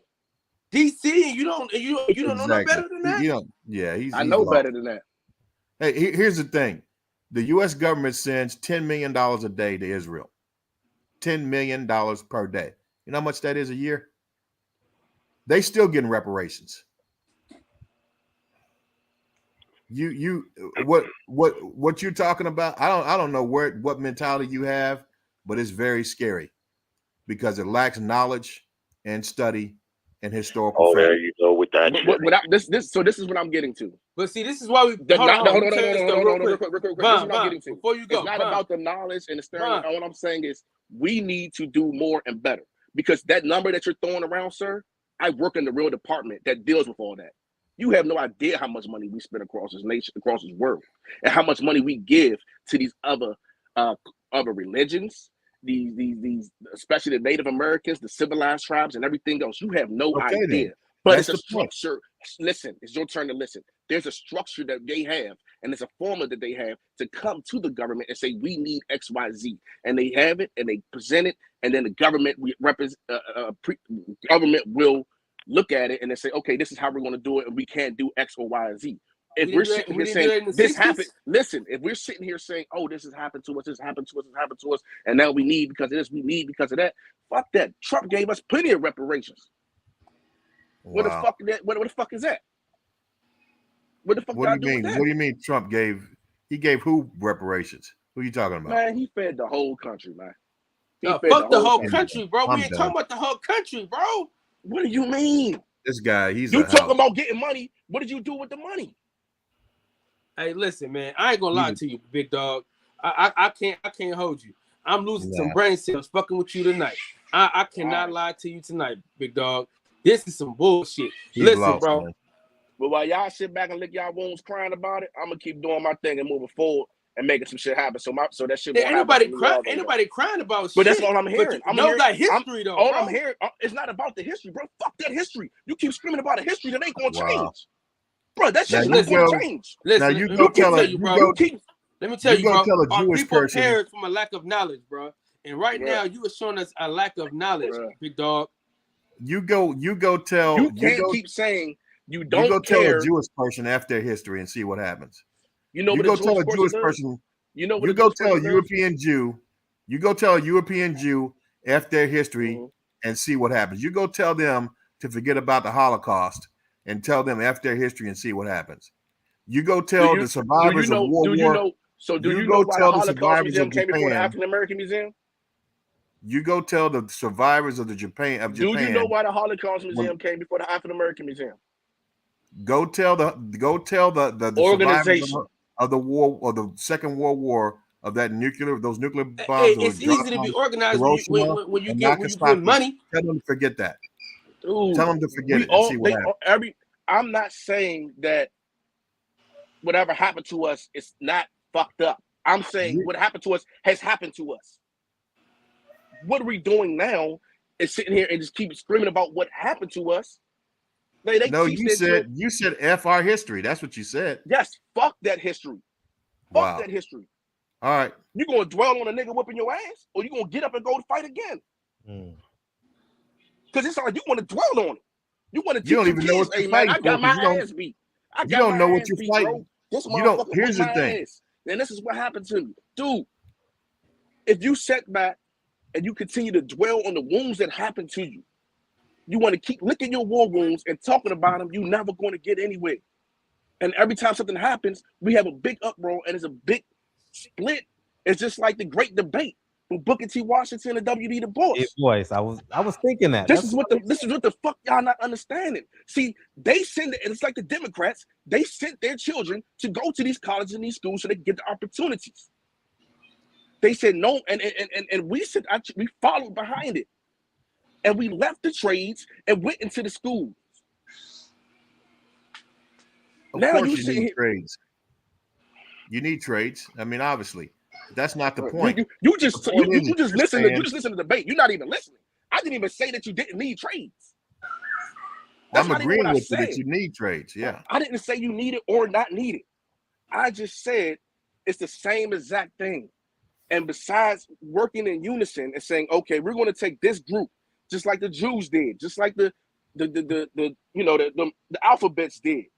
So let me ask you. We just had to fly that flag outside the White House the same height. Last year was the same height as the American flag.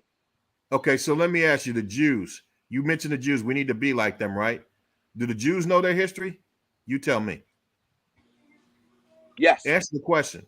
Okay. Yes. All right. So what the hell are you talking about? But the Jews can draw their history back to somewhere else, to an origin. Since we can't draw our history back to an origin, and it's only an origin of pain, then what the fuck are we running it back to? Bro, your history and your that's the fucking point, my boy. Slim. Dog. So you telling me if your mother, who's next? If your mother, no, hold on. If your father's an alcoholic and your mother's a crackhead,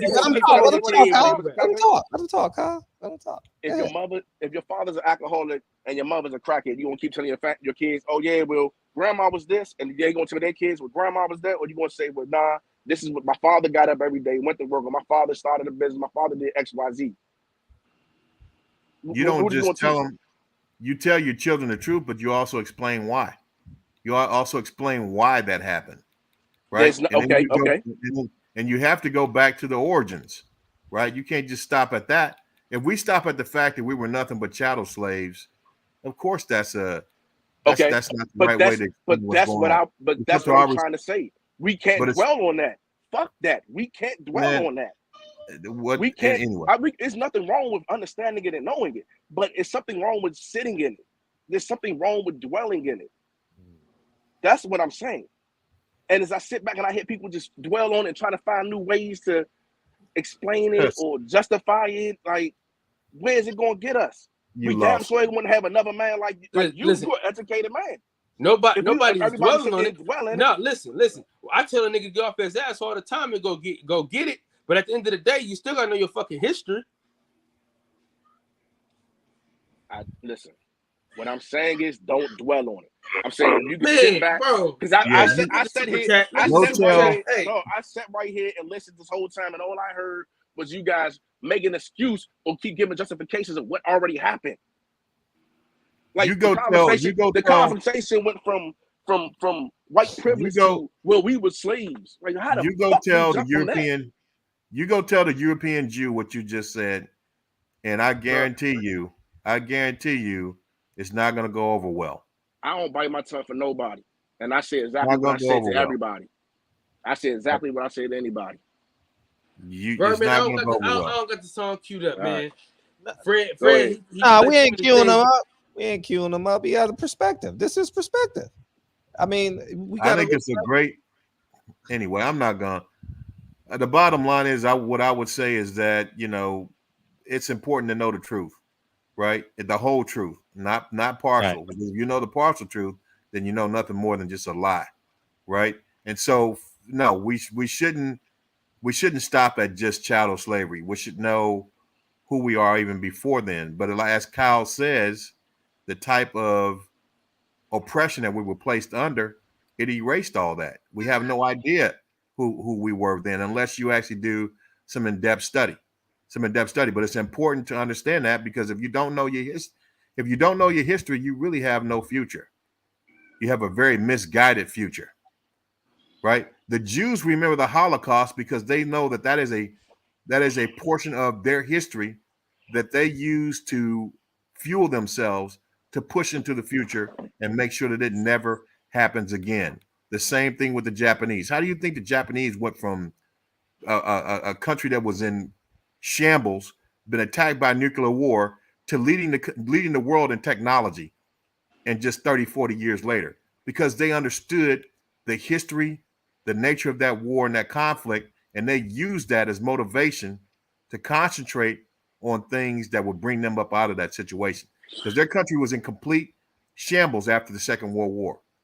And you know what their country did after the World War?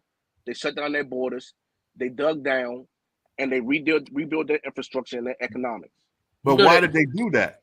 They did that because they used the fact of what they went through in the Second World War. Because what they you lost the war. That's what happens when you lose. You got to get back up and build yourself back up and go again. They didn't sit back and dwell. That's one thing about our people, man. We're lost because we got people who just we're bullheaded, stubborn people, and that's basically it. Even when they're faced with facts, they just don't accept it. They don't accept. So what fact are you giving that I'm not accepting, sir? Go back and rewatch your history, bro. I'm done trying to explain. I didn't say you don't need to know your history. I said we don't need to dwell on it. You said fuck the history. That should not be the number one thing that comes out of it. We shouldn't be like, oh, our history is this, our history is that. We don't need to champion that loss. So it's okay. It's okay. We need to spar and progress. Now, is that wrong? Yeah, it's wrong. You admitted it was wrong. You said it's wrong for us to starting and progress. You used the American Jew, the European Jew, as an example for us. Now, then I asked you, does a European Jew understand their history? And you said yes. But then you don't agree with us understanding ours. No, so I don't agree on us. Okay, let me say this one more time. I do not agree on the dwelling of us sitting in our history. They teach their history as a lesson learned so they can move forward. And they actually have hold on. They actually have organized schools with the same lesson plans throughout wherever they are, with a structure that teaches them their history and what it is.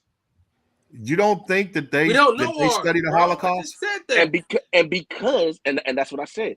Because our history can't be drawn back to that. Like you said, we don't know our ancestors. We don't know this. We don't know that. So why will we sit back and sit in something like that and keep the saying reason that why? This is where I'm gonna tell you the reason why. If you don't know that's where you come from, then stop. I'm gonna tell you the reason why. I'm gonna tell you the reason why. I'll tell you the reason why. Because that particular Holocaust, it took about 6 million European Jews' lives. Mm-hmm. I think it lasted about 6 years. Mm-hmm. The Holocaust for the transatlantic slave trade lasted over 3 centuries. And I said it was. Hold on, let me finish. The problem, the fact that it happened for so long. Let me finish. It lasted over 3 centuries and took over 100 million lives. And you saying we don't need to know? Hold on, let me finish. No, I'm asking you a question. No, hold on. I'm asking his numbers. I'm asking his numbers. I'm asking you, and you're saying we don't need to know about that? Is that what you're saying? You said the Orthodox Jew thing happened for how many? The European Jew. 6 years. For 6 years. It lasted about. I'm just round figuring here. Okay. It lasted less than a decade. I think about 6 years, and there's about 6 million Jews that were claimed in those concentration camps.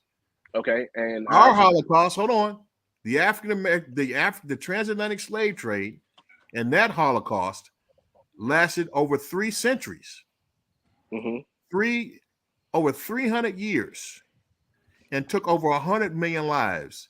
And you saying we don't need to study that? So you saying if theirs lasted if it lasts 300 years, it wouldn't have been close to that number?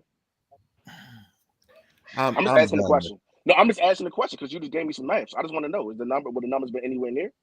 So I truly don't know. So I'm truly asking you to inform me. So don't be dumb with me. Teach me, brother. What's your point in asking No, that it's question? a question, dude. I asked you a question so I can be informed. What is your question exactly? He wants to know his history, Michael Fuller. What's your question exactly? I was asking, if theirs lasted 300 years, like ours did, do you think the numbers would have been close to it? Granted, I think our numbers are greatly depleted because we're not talking. we're not talking about ifs here, bro. We're talking about the actual history, historical facts. Yeah, we're not talking about conditional. We're not talking about hypothetical situations. We're talking about what actually happened, the facts. But when you're doing statistics, you have to look at the number like that, not just as this number, that number, because it's not right. It's not done on the same scale. That's why I'm asking you. Can you give me the numbers if you put it on the same scale? That's it, man. You said statistics, right? Statistics is a higher order math. So you can damn sure do multiplication on your own. Multiply it yourself. That's third, fourth grade. I read that book, Michael Fuller. That was a great book. And I actually read all those books. Yeah, I want to give y'all closing remarks. That was horrible. No, we gonna go around and hey, Deacon, man, we can't be on here another 30 minutes, dog. Deacon. Deacon, let him in there, man. Let him in. 2 minutes. We gotta get out of here. We got 2 minutes. 2 minutes. Go ahead. 2 minutes. Hey, what's good, family? What's up, Mr. Fuller? You got it, Kyle, brother. How you doing? Fred. Hey, man. What's happening, fam? I'm over here burning up. I just want to say to that young man, listen, brother, the reason why our history is important, and we must study our history, because if you don't, and when you understand the art of war and all these things, if you don't study these things, you are bound to repeat them. So we must know our history just for that fact alone. Because when you're talking about a government is trying to push us back into that, and not just the government, but an unhinged society, a margin of society who is geared up, practicing, and ready for war. Thank you. At a whim, at a moment's notice. These folks are ready to go to war. Thank you. And if we're not practiced up and doing the things that they're doing behind the scenes, arming our kids, training them, teaching them about their history, then we're walking into this war blindly. And that's very dangerous, brother. That's dangerous. And for you to just write that off and say, the hell with our history, let's move on. Let me tell you something, brother. All these folks that's been named tonight that you looked over, who's got reparations, all these things with the knowledge of their history intact, we have been totally destroyed as a people.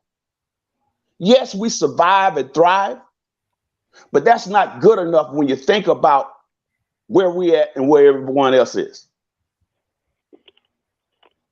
We're talking about systematically have been broken down to the lowest level, but yet we thrive because we are God's people.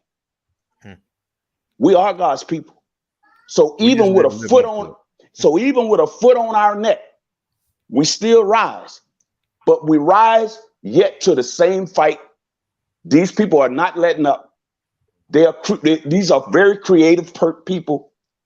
They know that we are God's people more than a lot of us know it. So they're very creative. And we have to be in this fight with vision, not blindly into this. So, brother, I'm saying to you, and I know I will cut this off real quick. I'm saying to you, brother, get out of that mindset, because I'm afraid if you, and I'm not talking down on your kids or none. If you have kids, man, do not bring them in with that type of mindset and telling them and giving them the wrong information. Prepare them by teaching them their history so that we as a whole do not repeat our history. If you say you know it was messed up and jacked up and it was wrong, well, then you shouldn't want that for your kids, your grandkids, and so on and so on. That means we gotta prepare for this. All right. Hey man, I love y'all, bro. Appreciate you, man. Welcome back, man. Appreciate you, dog. Absolutely. I'm always listening and watching, man. Appreciate you, dog. Dick, that was the quickest I've ever seen talk in my life. Thank man. God. And no. We getting out of here. Yeah. I know I came in at the end part, you know. Hey, come over to the boxing section, man. I'll be listening in bed. Yes, sir. All right, bro. I love y'all, man. I appreciate it. All right. We'll let Jerry and Michael in the show. Go ahead, y'all. Want to close? Y'all want to close off with y'all? I think Jerry, he's been waiting for a long time. Yeah, so go ahead, Jerry. Appreciate your patience, Jerry. Thank you. You're a very patient moderator, and I appreciate the conversation. That's one thing I like about your show. You talk boxing, but you allot for intellectual discourse, and a lot of these topics. You know, I learned some things here tonight, and hopefully some folks learn some things from my perspective. It's true. What we both can agree on, that it's difficult to truly understand the position of another, whether it's blacks understanding white folks or white folks understanding blacks. It's hard to do that, but when you have a level of intellect and you do know things about history, you can form an educated opinion. And one thing I've learned about debating is the first way to lose an intellectual debate is to resort to name calling or insults. And that's reflected in the comments here. I can see, as far as Michael, who sounds like an educated guy, but maybe not the best debater, because he seems to think that what his beliefs are the only educated beliefs in matters like this. And that's just not the case. Regarding what the other guy was just speaking about Black history, definitely any race needs to know their history. There's no question about that. I don't think he wasn't saying, from what I could gather, that blacks shouldn't know their history. But what he was saying is, don't use it as an excuse. Use it as a motivator, because the Jews, they know their history, but they didn't use their history as a crutch or an excuse. They used it as a motivator, and they are some of the richest people in the world. And Asians, same thing. In the black community, I see a lot of black folks that have turned the corner, and they're not looking to use the crutch of what happened during the time of slavery, because no one can deny that happened, and no one can deny how bad it was, both from where it originated and where it ended. However, if you dwell on that you're putting yourself under a crutch. And more poignantly, if you create things and make them bigger than what they are, like white privilege, thinking that white people go out the door with some concerted effort in the ether to keep black folks down, you're putting yourself in a bad position to think that way, because it's just not the case in the way that some think it is. I'm not speaking for every single person. There's 330 million people in this country.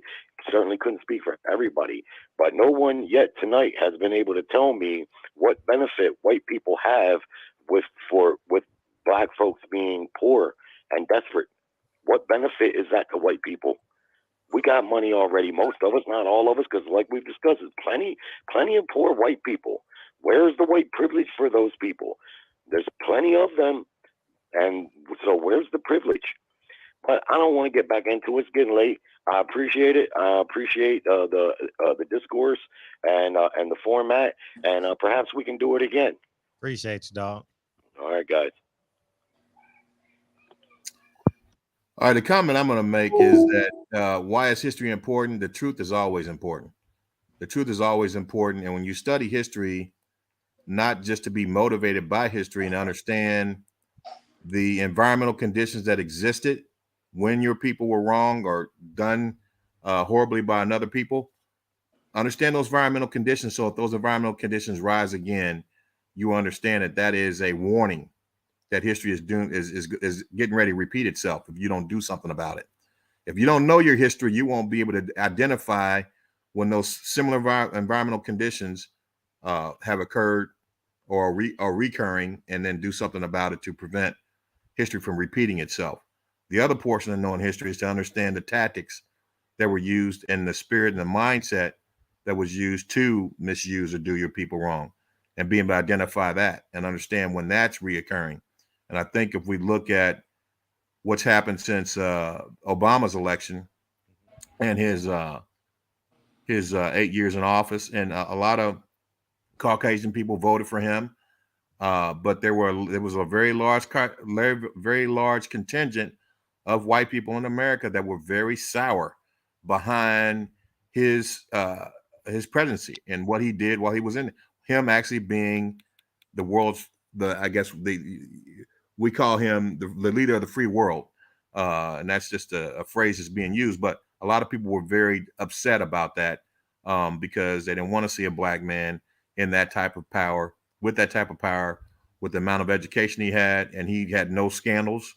He had a family. He was a family man. So the thing is, a lot of people did not want to see that. Now, I don't agree with a lot of his policies. So I think a lot of the backlash that we see now that seeks to revert voting rights and civil rights, employment discrimination laws, all these things that are going on are a direct result of his presidency, his time in office.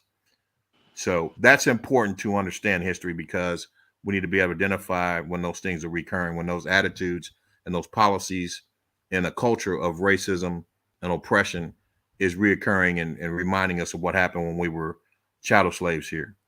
That's the importance. The other thing is, now I'll address the guy that just went off. He talked about me saying that I was rude when I said there's one or two things that were going on. Either it was ignorance or some lies were being told. First of all, if you know anything about the history of this country, you know that there were hundreds of treaties made with the Native Americans, and not one of them were withheld. Not one of them was upheld. So the way that slavery, and also these are just the facts, and the manifest destiny or the acquisition of this land, a big part of that, the way that it happened was through deception, through lying and deception. And so that is not beyond a person who has a position where they've experienced privilege, don't want to acknowledge it, to lie about it, or to not acknowledge it. So that is a very real option, that there could be lying going on. The other option is there could just be ignorance. Ignorance is not a bad thing. It's only bad if you're not willing to learn. It's only bad if you're not willing to learn. Ignorance is just a state of mind that all of us are in one form or another, based on a particular subject. No one knows everything. I'm ignorant about astrophysics, right? So everyone's ignorant about something. So that's not a negative thing. It's just, it only becomes negative when you're not willing to learn. For me, I just think that a lot of the things that this guy is talking, I'm not going to make one determination or another, whether you were lying or you're ignorant about it. But the fact is, one of the two have got to exist, because you're not acknowledging things that are, it's just apparent. It's apparent what's been happening to Black people in this country, and it needs to get better. And I think there are a lot of white people out there who see what's going on. They are not out to oppress Black people, but there's a very large contingent that they actually want to perpetuate the system as it's going and continue to mistreat people of color in this country, and it's wrong. So that's my take on it. I'm not hitting everything on the head, but a lot discussed. It was great discussion tonight.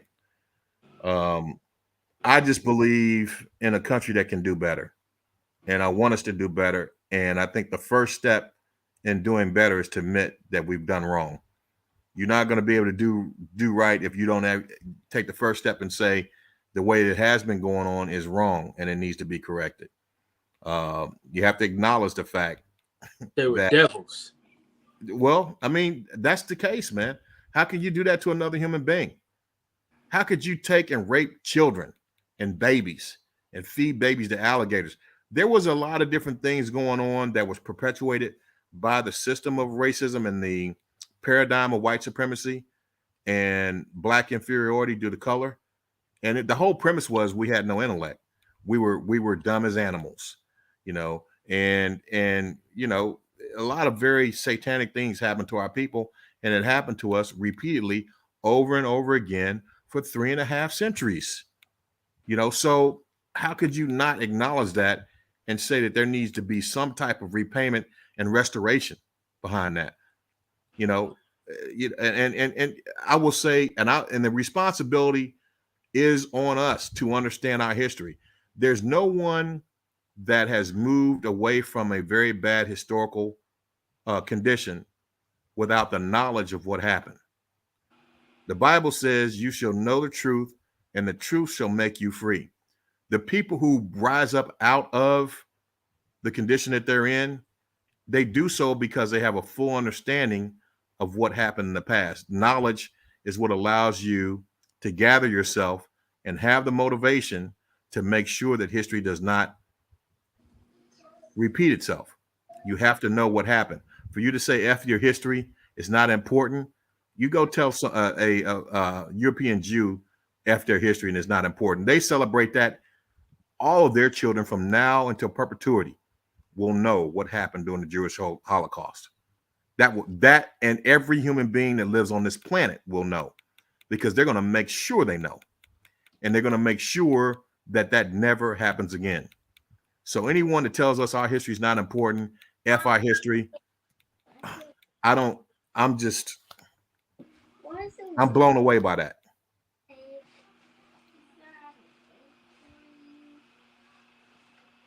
Appreciate you.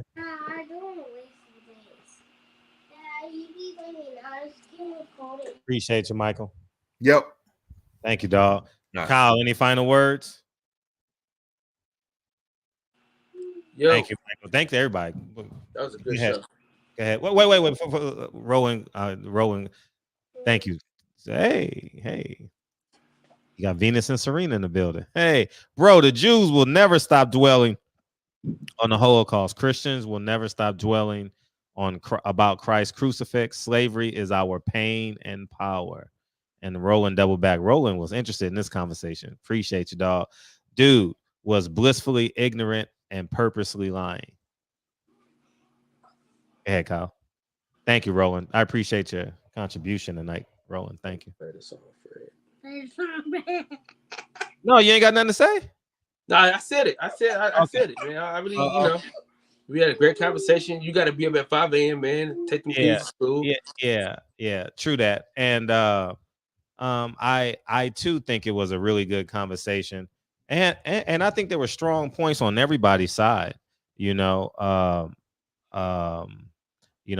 made some great points. I know Jerry made good points. Juan made good points. And I don't want to misinterpret them, but I just want to put a bow on it. I'm gonna work backwards. I think Juan was making reference. No, join us. It was making reference to if it's a crutch, if you say we can't succeed because of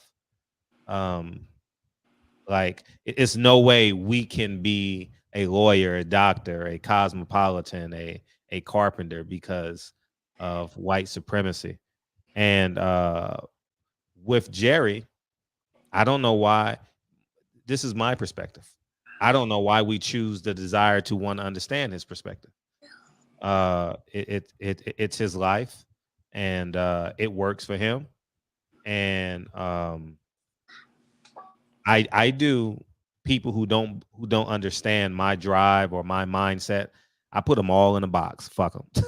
You know what I'm saying? Like I don't want to change his mind. I think understanding him is cool. I think understanding. I was a history major in college, so I love history. As you guys know, my last 2 films. Like I am a glutton for history, man. So I do think history is important. That's why I do a lot of Instagram stories is because I can Instagram archives my Instagram stories. So when I die and my kids get older, we can share. I'm literally logging my kids' childhood every day with my Instagram stories. So that's why I post a lot of them, many of them. And so I understand the significance of history. I think, I know Michael came on and made some good points. History is important. Laying the facts is important about what is true and what isn't true about slavery. And I think and I'll be candidly honest. I'd rather be in America than Africa. I've never been to Africa, but what my work ethic and Dre's work ethic has created for the Hawthorne family is I like it. I'm not saying we couldn't have done it anywhere else, but I love America, man. I really love America. And I think I'll leave us with this.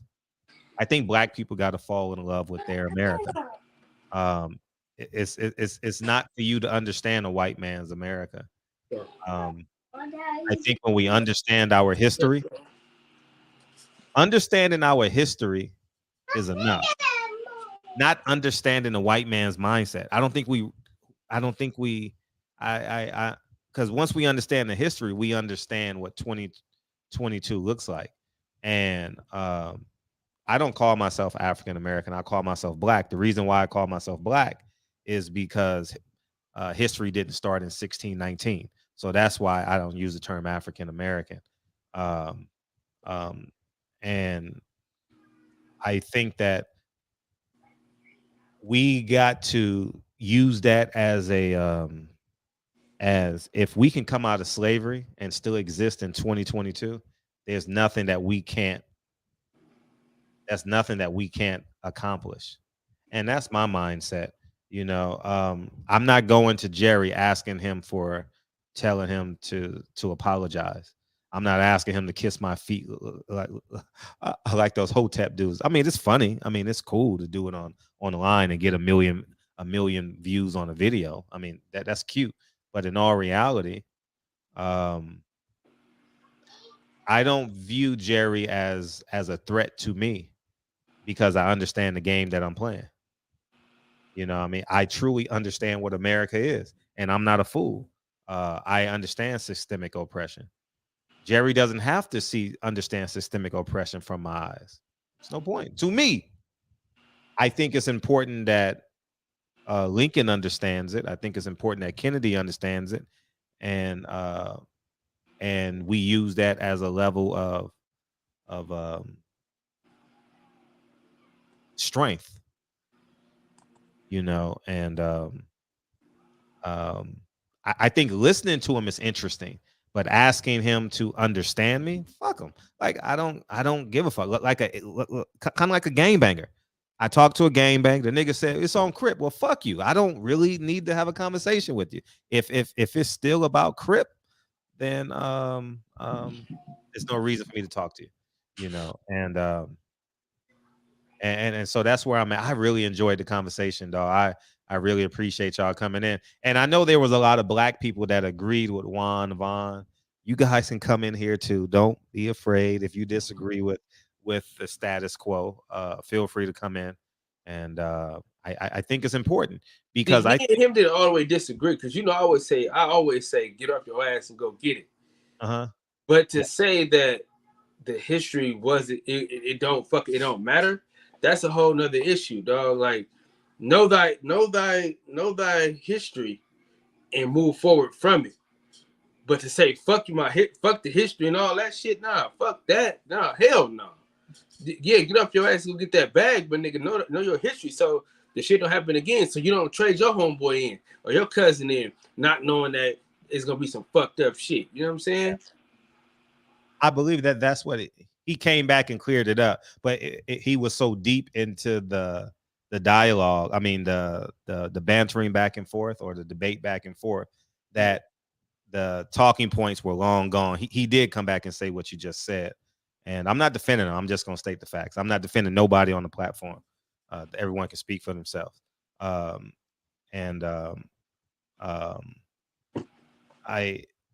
It's not a crutch. It's a place of strength, because if my great grand Nat Turner killed I don't know if you guys know this, but Nat Turner killed my surname is Peebles, and Nat Turner killed the slave owner by the name of Peebles in Southampton, and my family originated in the Southampton. We still own, I think, like 200 acres, of land out there, and so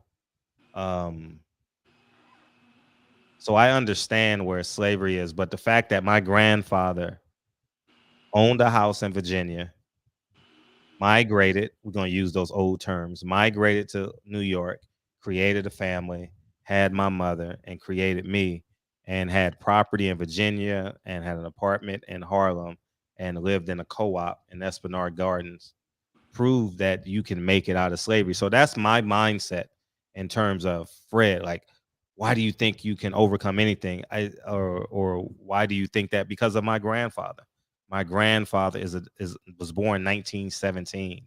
He's a descendant. He's a first generation descendant of slavery, and he died probably a millionaire. So that's my mindset.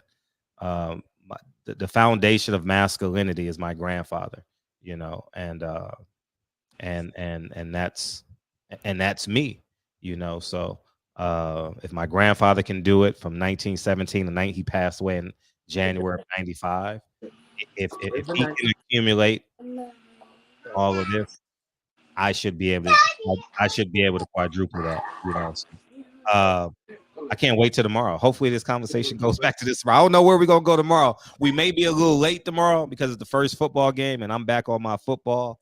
So we may be a little late tomorrow. If it's a blowout, I'll start it at 7:30. If not, if it's a great game, we coming on after the game. So you guys know, and that'll typically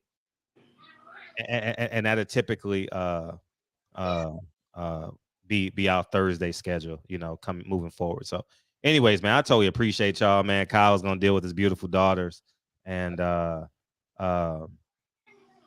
it's insensitive, but you got to keep in mind he's debating. I don't want to sound like I'm defending him, but when you're debating three people at one time, you tend to say things to be in attack mode. But I'll let him defend himself tomorrow. I'm not defending him. I'm not gonna sit here and defend no man, and they can talk on the platform themselves. Come this way before. Good show, man. Good show. Great show. Thank you for coming in, Kyle. Shout out to Michael Fuller, man. Me and him was on the same page tonight, huh? Yeah. Thank you, Michael Fuller. Thank you, Jerry. Thank you, Deacon. Thank you, L. Thank you, Juan, and thank you, Birdman, and thank Champion Heart, man. I don't know where you went, but I beamed you in, and I kicked you out so to come back in. So I don't know what happened to you, but thank you, dog.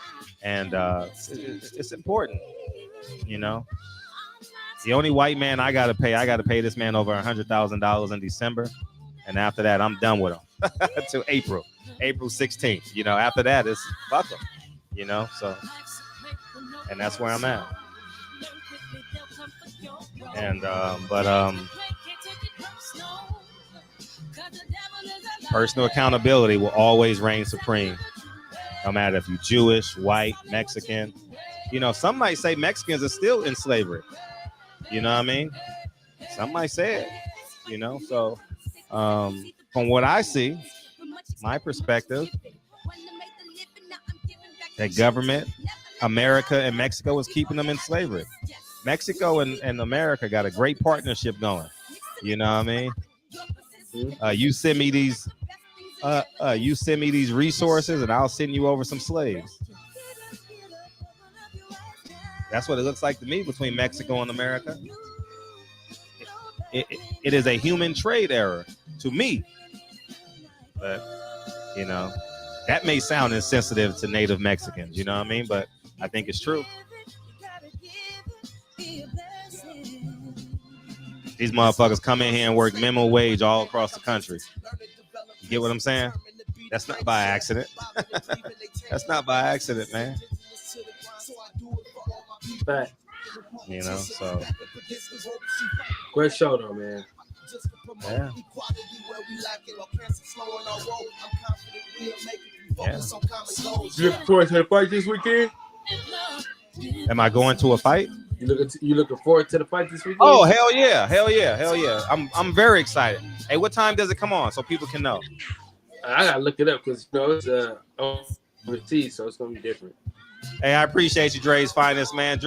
It's not official till Dre dropped that $199. Appreciate you, Dre. Yeah, man. Do you, man? And I encourage everybody to learn their history, though. Learn your history, man. Go as far back as you can. You know what I mean? And me and you had that conversation about my dumb ass daddy, though. I just talked to him about that shit this weekend. Love y'all, man. Appreciate you, Kyle. Love y'all, man.